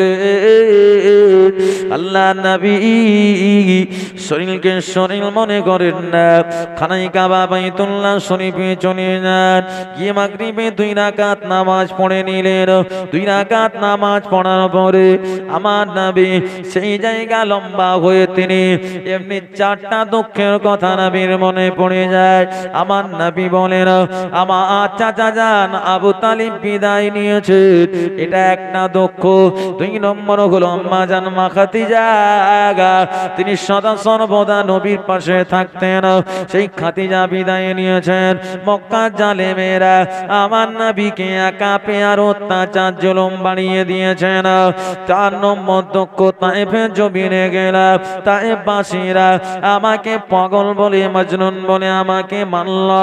আমার নবী বলেন আমার কি এতে কোনো ভুল হচ্ছে না কি হচ্ছে? আমার নবী 4 দুঃখ মনে ভাবতে ভাবতে ভাবতে ভাবতে আমার নবী ঘুমিয়ে পড়েছে। আমার আল্লাহ ফেরেশতা জিবরাইলকে বলেন ও ফেরেশতা জিবরাইল দুনিয়া জমিনে চলে যাও, আমার নবী সত্য ধর্মের জন্য ন্যায়ের জন্য আমার নবী অসুস্থ হয়ে পড়েছে, শরীরটা ক্ষত বিক্ষত হয়েছে। ফেরেশতা জিবরাইল আমি আল্লাহ আমার নবীকে দেখানোর জন্য ইন্তজার। আর জোরে হবে না। জিবরাইল আমার নবীকে আনতে যাও। ও সোনার মানিকেরা, আল্লাহর মালায়েকা ফেরেশতা হযরতে জিবরাইল আলাইহিস সালাতু সালাম তিনি চলে আসলেন খানাই কাবা বাইতুল্লাহ শরীফের কাছে। এসে দেখেন আমার নবী আরাম ফরমাচ্ছেন, ঘুমিয়ে রয়েছেন।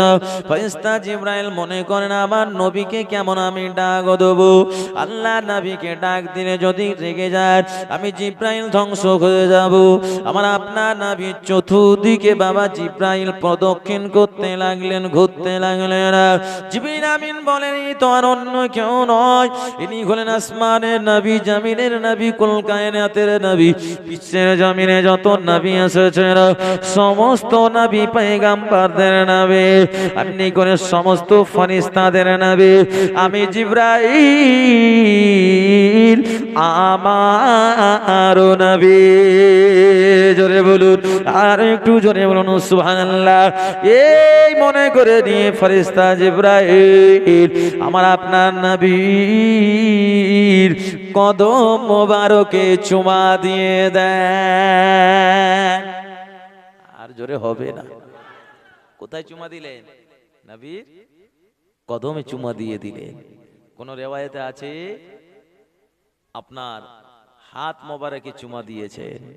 একবার জোরে বলুন সুবহানাল্লাহ। যার চরণ চুমে ধন্য আরশ সিদরাতে মুনতাহা,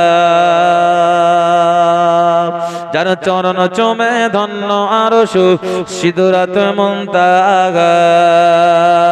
মারহাবা মারহাবা বলো, মারহাবা মারহাবা।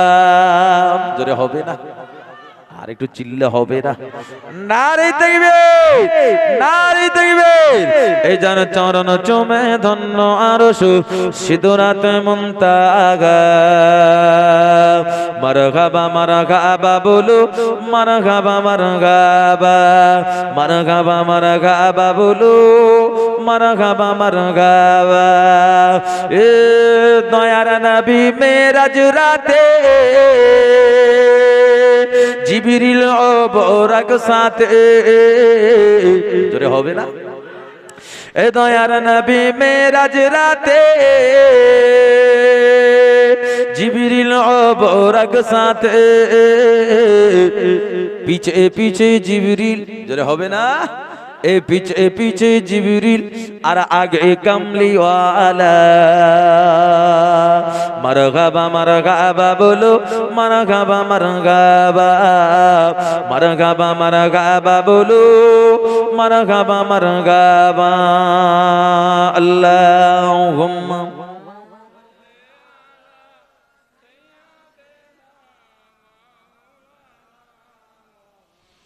ওয়ালা আলি সাইয়্যিদিনা। আমার ভাই জানেরা কেউ যাবেন না মেরাজের আলোচনা। কি গো, সংক্ষিপ্ত আকারে শেষ করি ইনশাআল্লাহ। হ্যাঁ, বিস্তারিত বললে অনেক টাইম লেগে যাবে। কেউ উঠবেন না, কারণ এই আলোচনা হচ্ছে আলাদা। আশিকের সঙ্গে মাসুকের সম্পর্ক, দিদার হচ্ছে। একবার জোরে বলুন। কার সঙ্গে? নবীর সঙ্গে আল্লাহর। হ্যাঁ, আল্লাহ যেন আমাদের সঙ্গে নবীর দিদার দিয়ে দান করেন। একবার জোরে বলুন। হ্যাঁ, সেই নবীর জীবনীতে বসে আছি। নবীর দিদার পেলেই মনে রাখবেন আল্লাহ পাক জাহান্নাম আগুনকে হারাম করে দেবেন। বলুন সুবহানাল্লাহ। জিবরিল আমিন এসে নবীর কদম মোবারকে চুমা দিয়ে দিলেন। যেই চুমা দিয়েছেন সাথে সাথে আমার নবীর ঘুমটা ভেঙে গেল। ইয়া রাসূলুল্লাহ, হাবিবাল্লাহ, আমি জিবরাইল আমি হাজির হয়েছি। ওজন আপনি তাড়াতাড়ি উঠে যান, খবরটা সুখবর। স্বয়ং আমার আল্লাহ পাক আমাকে নাজিল করেছেন। আমি লোটা করে পানি এনেছি, হুজুর আপনি ওযু করে নেন। কারণ আমার আল্লাহ আপনাকে দেখানোর জন্য ইন্তেজার। জোরে বলুন সুবহানাল্লাহ। ও নওজওয়ান যুবকেরা, তরুণেরা, বাচ্চারা, যে নবীকে দেখার জন্য সৃষ্টিকর্তা আল্লাহ পাক ইন্তেজার, সে নবীকে দেখার জন্য আমরা পাগল দেওয়ানা হই না। জিবরিল আমিন ওই সময় জানিয়ে দিলেন, ইয়া রাসূলুল্লাহ, হাবিবাল্লাহ, লোটায় আমি পানি এনেছি, হুজুর ওযু করে নেন। জিবরিল আমিন এমনি করে পানিটা দিলেন, আমার নবী ওযু করে নিলেন। হুজুর আমার আল্লাহ এমন একটা বাহন পাঠিয়েছেন আরোহণ করার জন্য, যার নাম হলো বুরাক। এই বুরাকে আপনি ছাড়া আর কেউ উঠতে পারবে না। জোরে বলুন সুবহানাল্লাহ। ওই বুরাকটা আল্লাহ পাক এত সুন্দর করেছিলেন বাবা। বুরাকের সামনে আল্লাহ লিখে দিয়েছেন আল্লাহ বলে, আর এমনি করে আল্লাহ পাক তার 12টা ডানা দিয়েছিলেন। কোন রিওয়ায়াতে আছে 2টো ডানা ছিল। ও নবীর উম্মত উম্মাতানিনা, ওই বুরাক বোরাকের শরীরটাকে আল্লাহ পাক হীরা একত মোনা মুক্তি দিয়ে বাবা সাজগোজ করিয়েছিলেন। দেখতে এত সুন্দর ছিল বাবা। আমার নবীকে বললেন জিবরাইল হুজুর আপনি আগে ওঠো না। বোরাকের আগে যখন নবী উঠতে যাবেন বোরাক একটু নড়াচড়া করতে লাগলো। ও বোরাক সাবধান হয়ে যাও, এই নবীর সঙ্গে তুমি যদি বেয়াদবি করো তুমি ধ্বংস হয়ে যাবে। আর তোমার উপরে যে নবী আরোহণ করবে এই নবী আরোহণ করার জন্য তোমার মর্যাদাটা বেড়ে যাবে। আর একটু জোরে বলুন সুবহানাল্লাহ। ও নওজওয়ানেরা, ও যুবকেরা, তরুণেরা, বাচ্চারা, এমন সময় বাবা বোরাক কিন্তু স্ট্রং হয়ে গেলেন। বোরাক কিন্তু দাঁড়িয়ে পড়লেন। বোরাক যে দাঁড়িয়েছে বাবা, বোরাক যে দাঁড়িয়েছে, এমন সময় দেখা যায় বাবা আমার নবী প্রথম আরোহণ করলেন। আজ জিবরিল আমিন আমার নবীর পিছে উঠে পড়লেন।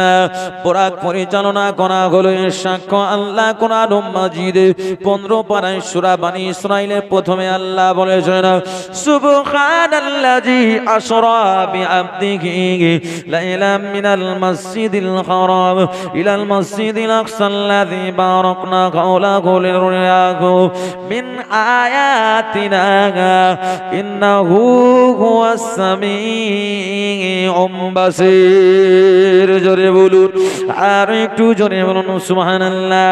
ও নওজওয়ান যুবকেরা, তরুণীরা, বাচ্চারা, এমন সময় দেখা যায় আল্লাহর নবীকে আমার আল্লাহ খানায়ে কাবা বাইতুল্লাহ যাকে মসজিদুল হারাম বলা হয়েছে সেখান থেকে মসজিদুল আকসা সেই জায়গা থেকে আমার আল্লাহ পাক এমন জ্যোতির্ময় জায়গা পৌঁছেছিলেন।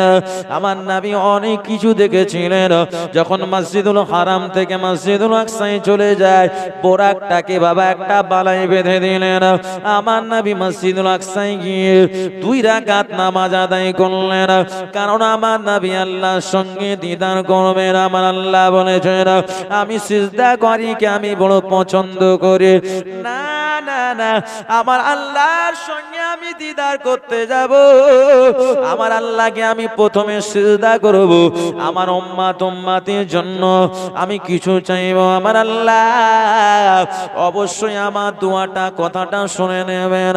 আমার নবী দখলুল মসজিদের নিয়াতে 2 রাকাত নামাজ আদায় করে নিয়ে আমার আপনার নবী নূর নবী হাবিবুল্লাহ জনাবে মুহাম্মদুর রাসূলুল্লাহ সাল্লাল্লাহু আলাইহি ওয়াসাল্লাম নামাজ আদায় করে যেই বেরিয়েছেন জিবরিল আমিন আমার নবীর সামনে গিয়ে 2টো গ্লাস নিয়ে হাজির। একটা হচ্ছে ফলের গ্লাস, এমনি হচ্ছে ফলের রসের গ্লাস, আর একটা হচ্ছে বাবা দুধের গ্লাস। আর কোন রিওয়ায়েতে আছে 3টে গ্লাস ছিল, অতিরিক্ত গ্লাসটা হচ্ছে সাদা পানির গ্লাস। জিবরিল আমিন বলেছিলেন হুজুর এই 3টে গ্লাসের মধ্যে আপনি একটা গ্লাস নির্বাচন করুন। আমার আপনার নবী ফলের রসে গ্লাস নির্বাচন করেছিলেন না, দুধের গ্লাসটাই নির্বাচন করেছিলেন। জিবরিল আমিন বলেছিলেন ইয়া রাসূলুল্লাহ হাবিবাল্লাহ আপনি সঠিক গ্লাসটাই নির্বাচন করেছেন। আপনি যদি এমনি করে ফলের রসের গ্লাসটা যদি নির্বাচন করতেন তাহলে আমার আল্লাহ আপনার টোটাল উম্মত উম্মতিদেরকে মদফন করে দিতেন, শরাবখোর করে দিতেন, সবাই জাহান্নামী হয়ে মারা যেত। আপনি দুধের গ্লাস নির্বাচন করেছেন, আপনি পান করুন। আমার আপনার নবী দুধ পান করলেন। এমন সময় জিবরিল আমিন বললেন হুজুর গ্লাসটা দেন। গ্লাসটা যেই দেওয়া হয়েছে সাথে সাথে দেখা যায় জিবরিল আমিন দেখতে পেলেন অবশিষ্ট একটু দুধ বাকি রয়ে যায়। ইয়া রাসূলুল্লাহ হাবিবাল্লাহ আপনি যদি সম্পূর্ণ টোটাল দুধটা পান করে নিতে আমার আল্লাহ আপনার টোটাল গুনাহগার উম্মত উম্মতিকে ক্ষমা করে দিতে। আর একটু জোরে বলুন। আমার নবী বললেন জিবরাইল গ্লাসটা দাও, জিবরাইল গ্লাসটা দাও। আমি পান করিনি। হুজুর আর হুকুম নেই, আর আদেশ নেই, আর অর্ডার নেই, একটা বারই অর্ডার। আমার নবী মন মলিন করে নিলেন। একটা সিঁড়ি আনা হলো, কোন রেওয়ায়াতে আছে না সিঁড়ি নয়, আবার ওই বোরাকেই চেপেছিলেন, প্রথম আসমানে চলে যায়। ও নওজওয়ানেরা, ও যুবকেরা, তরুণীরা, বাচ্চারা, প্রথম আসমানে গেলে নবী আদমের সঙ্গে দেখা হয়ে গেল। নবী আদমের সঙ্গে দেখা হলো। আল্লাহ নবী আদম আলাইহিস সালাতুস সালাম আমার নবীকে দেখে খুশি হলেন, এমনি করে সালাম কালাম বিনিময় করলেন, খোশামদেদ জানালেন। এমনি করে আমার নবী দ্বিতীয় আসমানে চলে যায়। দ্বিতীয় আসমানে গিয়ে আমার নবীর দেখা হয়ে যায় আল্লাহর নবী জাকারিয়া আলাইহিস সালাতুস সালামের সঙ্গে, এমনি করে ঈসা রুহুল্লাহর সঙ্গে। বাবা এমনি করে যত নবীকে আমার নবী দেখেন, সেখান থেকে আবার তৃতীয় আসমানে চলে যায়। তৃতীয় আসমানে গিয়ে আমার নবীর সঙ্গে দেখা হয়ে যায় আল্লাহর নবী হযরত ইউনূস নবী আলাইহিস সালাতুস সালামের সঙ্গে। সালাম কালাম কুশল বিনিময় করে খোশামদেদ জানিয়ে সেখান থেকে চতুর্থ আসমানে চলে যায়। চতুর্থ আসমানে গিয়ে আমার আপনার নবীর দেখা হয়ে যায়। এমনি করে আল্লাহ নবী ইদ্রিস আলাইহিস সালাতুস সালামের সঙ্গে, তিনার সঙ্গে সালাম কালাম কুশল বিনিময় হয়ে যায়। আল্লাহর নবী সেখান থেকে পঞ্চম আসমানে চলে যান। সেখানে গিয়ে হারুন ইবনে ইমরানের সঙ্গে দেখা হয়ে যায়। সেখান থেকে ষষ্ঠ আসমানে চলে যায়। জালালি মেজাজে নবী মুসা কালিমুল্লাহর সঙ্গে দেখা হয়ে যায়। জনে বলুন সুবহানাল্লাহ। আল্লাহর নবী মুসা আলাইহিস সালাতুস সালাম আমার নবীকে দেখে অনেক খুশি হয়েছিলেন, কারণ তিনি এমনি করে আমার নবীর উম্মত হওয়ার জন্য আল্লাহর দরবারে আবদার করেছিলেন। ও নওজওয়ানেরা, সেখান থেকে বাবা সপ্তম আসমানে নবী চলে যান। জাতির জনক ইব্রাহিম খলিলুল্লাহ আলাইহিস সালাতুস সালামের সঙ্গে দেখা হয়ে যায়। সমস্ত নবীর সঙ্গে দেখা সাক্ষাৎ হলো বাবা। প্রত্যেকটা সাতবক আসমানে যত নবীর সঙ্গে দেখা হয়েছিল অনেক ঘটনা রয়েছে বাবা। এক একটা যদি বলতে যায় অনেক সময় লেগে যাবে। আমি আপনাদের কাছে সংক্ষেপে বলে যাই, কারণ বলে শেষ করা যাবে না।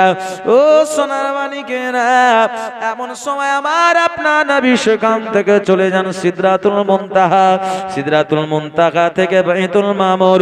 বাইতুল মামুরে গিয়ে দেখেন ফেরেশতাদের বাবা এমনি করে আনাগোনা চলছে, কোন ফেরেশতা নামাজ পড়ছে না। এমন সময় জিবরাইল বলেন, হুজুর এটা হচ্ছে বাইতুল মামুর ফেরেশতাদের মসজিদ। এই মসজিদে এমনি করে একটা ফেরেশতা 2 রাকাত একবারই জীবনে নামাজ আদায় করতে পারবে, কিন্তু এই মসজিদে কিয়ামত পর্যন্ত নামাজ হতে থাকবে। কিন্তু একটা ফেরেশতা একবারই 2 রাকাত নামাজ পড়তে পাবে, আর সুযোগ পাবে না। এতে করে বোঝানো যায় আল্লাহ পাকের রহমতি ফেরেশতা আল্লাহ কত দিয়েছেন। সেখান থেকে সিদরাতুল মুনতাহায় চলে আসলেন। একটা নুরানি গাছ দেখতে পেলেন।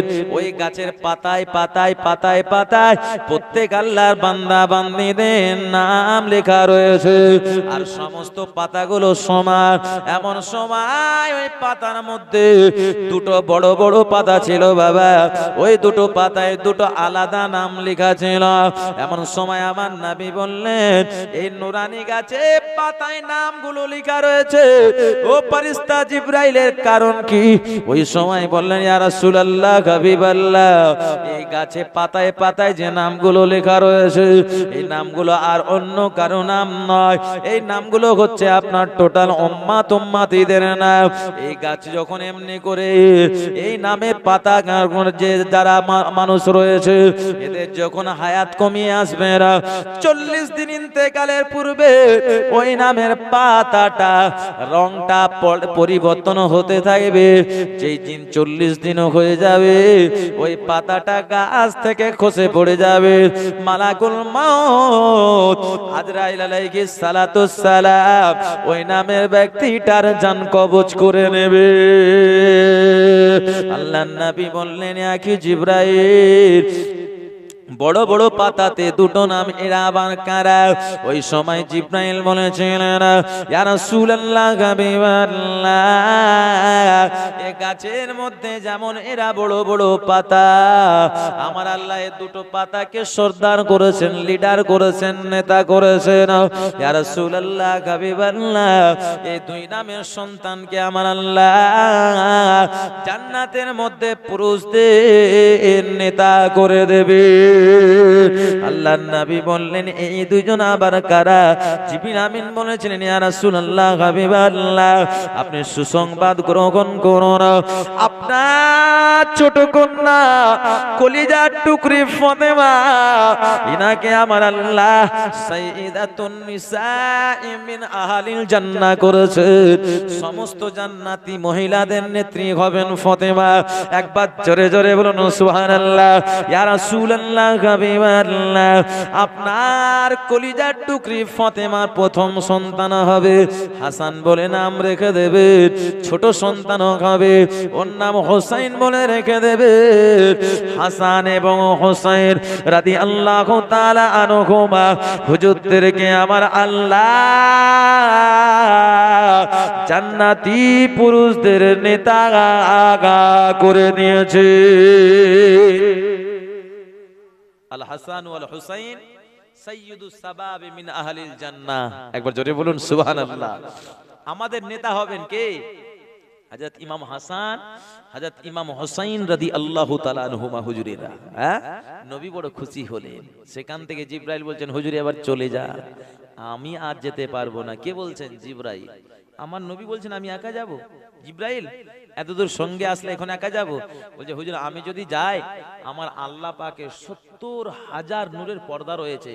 আমি জিবরাইল একটা পর্দা, আমি বিন্দু পরিমাণ নূরের তাজাল্লি আমি সহ্য করতে পারবো না। আমার ৬০০ খানা ডানা আমি সহ পুড়ে ছারখার হয়ে যাব। বলুন সুবহানাল্লাহ। তাহলে নূরের তাজাল্লির কত পাওয়ার ছিল, কত ক্ষমতা ছিল। আমার নবী কাল বিলম্ব করলেন না, আমার নবী যেতে লাগলেন, অটোমেটিক নূরের পর্দাগুলো উঠে গেল। একবার জোরে বলুন। আমার নবী আরশে আজিমের নিচে, নবী পায়ে নালাইন শরীফ পড়ে আছেন, জুতো মোবারক। নবী ভাবছেন জুতোটা পরে উঠবো না জুতোটা খুলে উঠবো। আমার নবী জুতো খুলতে লেগেছেন, আল্লাহর আরশ কম্পন শুরু করেছে। আমার আল্লাহ বলেন, ও আমার হাবিবে পিয়ারা, আপনি আপনার নালাইন মোবারক খুলবেন না, আপনি আপনার নালাইন মোবারক জুতো মোবারক পড়ে আমার আশপাকে উঠুন, কারণ আপনার নালাইন শরীফে ধুলোবালি আমার আরশে পড়লে আমি আল্লাহ আমার আরশ ধন্য হয়ে যাবে। জোরে হবে না? আল্লাহ কত আমাদের নবীকে মর্যাদা দিয়েছেন, হ্যাঁ, কত মর্যাদা দিয়েছেন। মর্যাদার কোনো শেষ সীমা নেই। কারণ পৃথিবীর জমিনে সামান্য তুর পাহাড়, কি গো, এই তুর পাহাড় মুসা নবী আল্লাহকে দেখতে চায় না। আল্লাহ বললেন, মুসা তুমি দেখতে পাবে না, তুমি সহ্য করতেই পারবে না। মুসা বলেন, আল্লাহ আমি পারবই। ঠিক আছে তুমি পারবে, এত যেদিন নবী আমার, তুমি কথা শুনবে না, তুর উপত্যকায় আসো, তুর পাহাড়ে। মুসা নবী গেলেন। মুসা নবী বলেন, তুর উপত্যকায় আমি কি করব? তুর উপত্যকা জমিনের পাহাড়, সেখানে মুসা নবী জুতো পরে উঠছেন। আল্লাহর কোরআন পাকের আয়াত নাজিল হয়েছে, ফাখলা আনা আলাইকা, হে নবী মুসা তোমার জুতো হচ্ছে নাপাক, আমার তুর উপত্যকা হচ্ছে পাক। খবরদার তোমার জুতো পরে আমার তুর উপত্যকায় তুমি উঠবে না, জুতোটা খুলে দাও। জোরে বলুন। আর আল্লাহর আরশ দামি না তুর উপত্যকা বেশি দামি?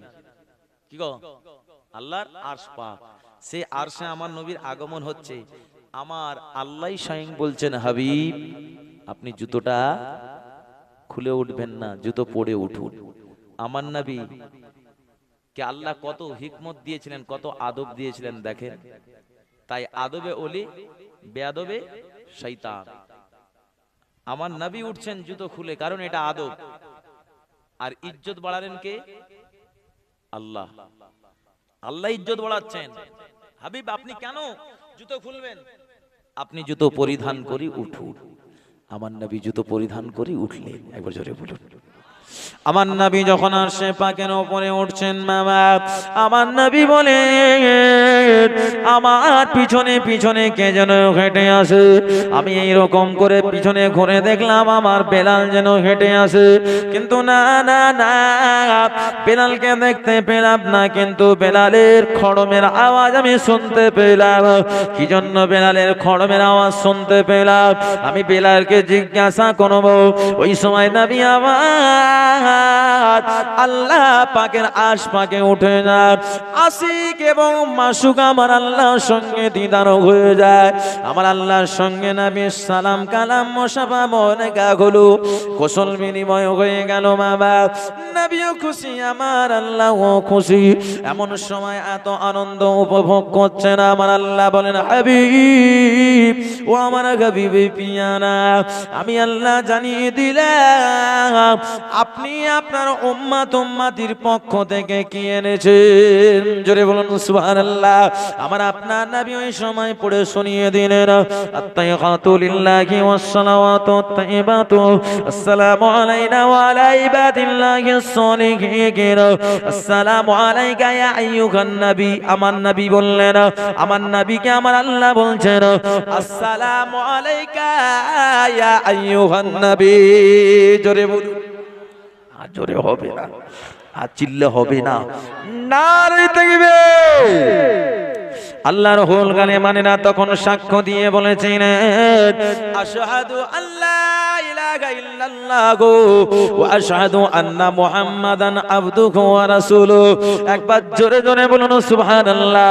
ফেরেশতারা বলছেন, আমরা সাক্ষ্য দিই বিশ্ব নবী মুহাম্মদ সাল্লাল্লাহু আলাইহি ওয়াসাল্লাম আল্লাহ পাকের নবীর পয়গাম্বর ছাড়া আর কেউ নয়। একবার জোরে জোরে বলুন সুবহানাল্লাহ। আল্লাহর ফেরেশতারা সাক্ষ্য দিয়ে বলেছিলেন, আমরা তাই নামাজে যখন বাবা এমনি করে এই আয়াতটা যখন আমরা পাঠ করি, আশহাদু আল্লাহ, আমাদের শাহাদাত আঙুলটা ওড়াতে হয় বাবা। ও নওজওয়ান যুবকেরা, তরুণীরা, বাচ্চারা, আমার আল্লাহ ওই সময় বললেন, জিবরাইল আমার নবীকে জান্নাত জাহান্নাম দেখে আনো। আমার নবীকে জিবরাইল নিয়ে গেলেন 8টা জান্নাত দেখাতে। আল্লাহর নবী 8টা জান্নাত যখন দেখে নিলেন, আমার নবী জান্নাত দেখে এত খুশি হয়েছেন, ওই জান্নাতের মধ্যে গুনাহগার উম্মত উম্মতিকে ভুলে যান না। জিবরাইল বলছেন, হুজুর একটু সামনে দিকে চলো না। আমার নবী বলেন, জিবরাইল জান্নাতে এত আমি সুন্দর দেখলাম, পৃথিবীর জমিনে বিন্দু পরিমাণও জান্নাতের মতো সুখ নাই। জোরে বলুন সুবহানাল্লাহ, আর একটু জোরে বলুন সুবহানাল্লাহ। আমার নবী বললেন, জিবরাইল এই জান্নাতের মধ্যে আমার গুনাহগার উম্মত উম্মতির জন্য দোয়া চাই, আল্লাহ পাক আমার গুনাহগার উম্মত উম্মতিদের ক্ষমা করে দিয়ে এই জান্নাতটা আমার ভালোবাসার উম্মত উম্মতিকে দান করবে না। এমন সময় জিবরাইল আমিনের সঙ্গে আমার নবী চলে যান জাহান্নামের দরজার কাছে। জাহান্নামের দরজার কাছে যেয়ে গেলেন, আল্লাহ নবী দেখতে পেলে একটা মানুষের বাবা, এমন একদল মানুষের আযাব হচ্ছে। সে বাবা অনেক লম্বা, ভুঁড়িটাও অনেক বড়, সে কিন্তু বাবা ঠিক দাঁড়িয়েও থাকতে পারেন না, বসতেও পারেন না, এত কষ্ট হয়, এত আযাব হয়, ছটপট ছটপট ছটপট ছটপট করে। আমার নবী বলেন, জিবরাইল এদের এইরকম কেন শাস্তি হয়, আযাব হয়? জিবরিল আমিন বলেছেন, ইয়া রাসূলুল্লাহ, হাবিবাল্লাহ, পৃথিবীর জমিনেরা এমনি করে মানুষের কাছে আল্লাহ এইরকম করে তারা মানুষের কাছে 100 টাকা দিত, বাড়তি টাকা নিত, 110 টাকা নিত। এরা সুদ করছিল বলে আমার আল্লাহ সুদের ব্যবসাকে হারাম করেছে, কিন্তু এরা সুদকে হালাল মনে করে খেয়েছে। আল্লাহ পাক বারবার নিষেধ করে সত্ত্বেও এরা কিন্তু দুনিয়ার জমিনে সুদ খেয়েছে বলে আমার আল্লাহ এই জন্য এদের এরকম কষ্ট দেয় না। জিবরাইল আমিন একটু আর এগিয়ে গেলেন, আমার নবী বলেন, নাকি জিবরাইল এদের এরকম কেন কষ্ট হয়? লম্বা লম্বা মানুষ বাবা, এত ক্ষুধা পেয়েছে, ক্ষুধার জ্বালানায় ছটপট ছটপট করে তাদের সামনে জাক্কুম ফল দেওয়া হলো, কাঁটাযুক্ত ফল। ওই কাঁটাযুক্ত ফল যখন বাবা সামনে ফেলেছে, ক্ষুধা জ্বালা যন্ত্রণায় ওই কাঁটাযুক্ত ফলকে গিলে ফেলেছে, গলায় গিয়ে আটকে গিয়েছে। কি গো, মাছের কাঁটা আমরা যখন খাই চিবিয়ে চিবিয়ে খাই, কি গলায় যদি আটকে যায় আমরা থাকতে পারি না। তাড়াতাড়ি আমরা বলি শুকনো ভাত খাও, না হলে লেবুর রস শোষণ করে দাও, চুষে দাও, পানি খাও, না নাবলে চলো হসপিটাল। কি কারণ সামান্য সরু মতো মাছের কাঁটা আমরা সহ্য করতে পারি না। জাক্কুম ফল, চতুর্দিকে লম্বা লম্বা হুলের মতো কাঁটা, ওই ফল খেতে দেবে, সেই ফল গলায় গিয়ে গেঁথে যাবে, তাহলে কতটা কষ্ট হবে। দুনিয়া তো মজা করে হারাম হালাল কিছু চিনি না, জানি না, খেয়ে ফেলি। যখন দেওয়া হবে আখেরাতে কি করবেন? এদের কেন আযাব হয়? জিবরিল আমিন বলেন, এটা পৃথিবীর জমিনে মানুষের টাকা পয়সা গোপনে গোপনে আত্মসাৎ করে ওদের জানতেও দেয়নি যার টাকা, এরা কিন্তু খেয়েছে। এই জন্য আমার আল্লাহ এদের এই রকম শাস্তি দেয়। একটু আর এগিয়ে গেলেন, গিয়ে দেখেন একদল জাহান্নামীদের এত ক্ষুধা পেয়েছে, সামনে আগুনের আঙারা দেওয়া হলো, ওই ক্ষুধার জ্বালা যন্ত্রণায় আঙুরের আঙারাই খেয়ে ফেললে, আর মুখ দিয়ে আঙুরের আগারা খাচ্ছে, আর পায়খানার রাস্তা দিয়ে বেরিয়ে যাচ্ছে নাড়ি ভুড়ি সহ। আমার নবী বলেন, এদের এরকম কেন কষ্ট হয়? বললেন, এরা পৃথিবীর জমিনে এতিমের মাল আত্মসাৎ করেছে জোরপূর্বক। এতিমরা, বাচ্চা সন্তানেরা কিছু জানে না, এদের মালকে এরা গোপনে গোপনে নিজের নামে নিয়েছে। এতিমের মালকে তারা খেয়েছে বলে আল্লাহ পাক এদের এইরকম শাস্তি দেয়।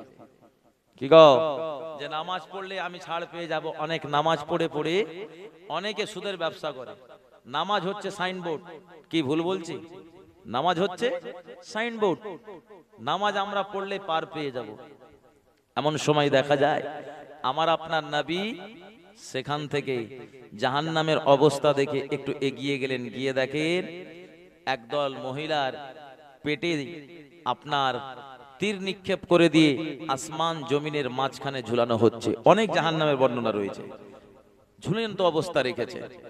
কি হয়েছে ঝুলন্ত অবস্থা রেখেছে? তো এই মসজিদের ছাদের উপরে উঠে একটা মানুষের কান ধরে শুধু ফাঁকাতে ঝুলাবেন, ওর মনটা কি হবে? এই ছেড়ে দিলে নিচে, ছেড়ে দিলে নিচে, কি গো, ছাড়লে আমি শেষ।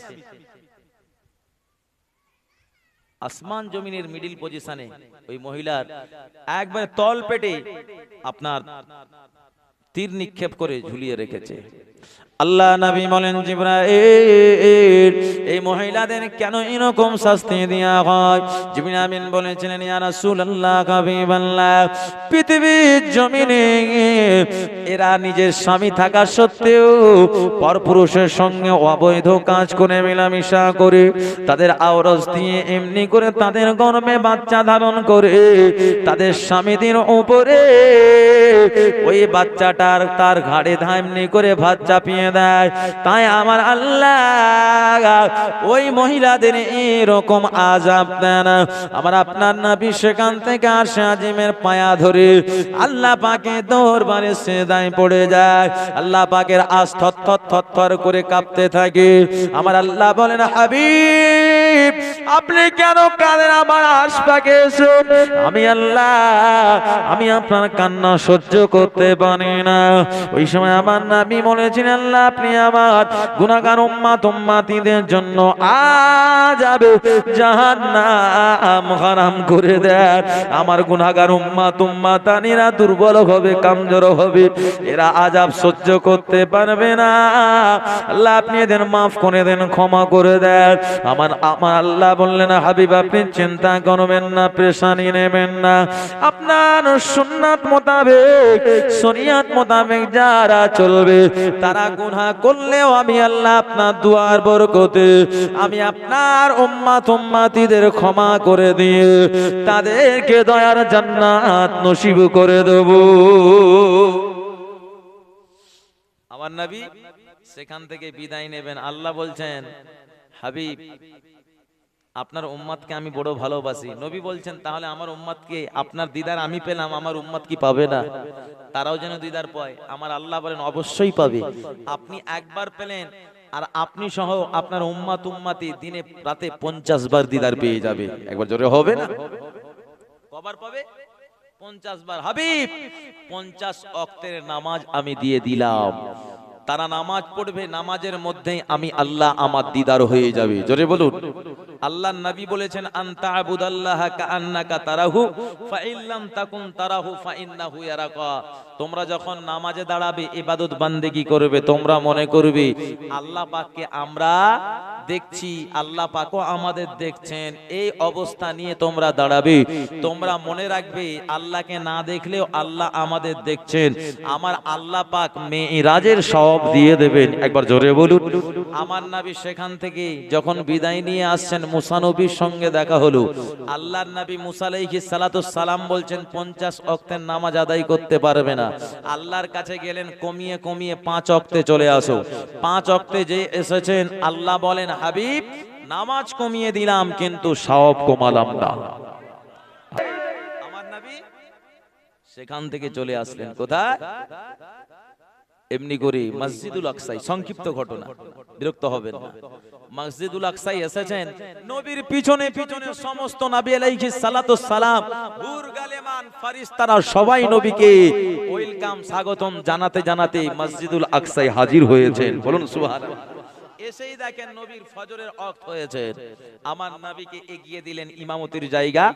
আমার আপনার নবী ইমামতি করালেন। মালায়েকা, ফেরেশতা, হুর গালেমান সাথে সাথে সমস্ত নবীদের ইমাম হয়ে ইমামুল আম্বিয়া আগে দাঁড়িয়ে গিয়ে ইমামের জায়গা গিয়ে আমার নবী সমস্ত নবীদের ইমাম হয়ে, ফেরেশতাদের ইমাম হয়ে মসজিদুল আকসায় দাঁড়িয়ে ফজরের নামাজ জামাত করে আদায় করেছিলেন। একবার জোরে বলো। আমার নবী সমস্ত নবীদের ইমাম। একবার জোরে বলুন। আমার নবী সেখান থেকে এবার বিদায় নিচ্ছেন। কোথায়? মসজিদুল হারাম, খানাই কাবা চলে আসলেন। আমার নবী খানাই কাবা এসে দেখছেন যে উজু করেছিলেন, উজুরের পানিটা তখনও টাটকা গড়িয়ে যাচ্ছে। একবার জোরে বলুন। যে টাইমটায় উজু করেছিলেন সে টাইমেই নবী পৌঁছেছেন। আমার নবী অবাক। আল্লাহ পাক ওই সময়ে আহানিক গতি, বাইকিক গতি দুটোকে স্থির রেখে দিয়েছিলেন। এত কিছু নবীকে দেখিয়েছেন। সকাল যে হলো, আবু জেহেলের সঙ্গে দেখা হলো। আবু জেহেল বলছে, এই মোহাম্মদ আর কি কোনো খবর রয়েছে নাকি? বলছে, হ্যাঁ অবশ্যই রয়েছে। আমি আজ রাতের বেলা এত কিছু প্রদর্শন করে এসেছি, আল্লাহকে দেখেছি, নামাজ কালাম এনেছি, সাতবক আসমান দর্শন করেছি, জান্নাত জাহান্নাম দেখেছি, মসজিদুল আকসায় গিয়েছি, সব দেখে এসেছি। তবুও আমি এসে দেখি আমি যে টাইমে গিয়েছিলাম এত কিছু দেখে আসার পরেও আমি আবার ওই টাইমে হাজির হয়েছি। জোরে বলুন। আবু জেহেল বলে, এই মোহাম্মদ তোর মতো আর বড় দাগাখোর জাদুকর আর কেউ নেই। এ আজকে সব থেকে বড় জাদুর কথা বললি। বলুন নাউজুবিল্লাহ। এই আবু জেহেল বলল, একটা হাতিয়ার পেলাম, এটা তো মোহাম্মদের পক্ষে হতে পারে না, কোনো মতেও না। ইহুদিদের কাছে গিয়ে বলবো, ইহুদিরা অবশ্যই আমাদের মেনে নেবে, একসাথে হয়ে মোহাম্মদকে এবার সাজা দেবো।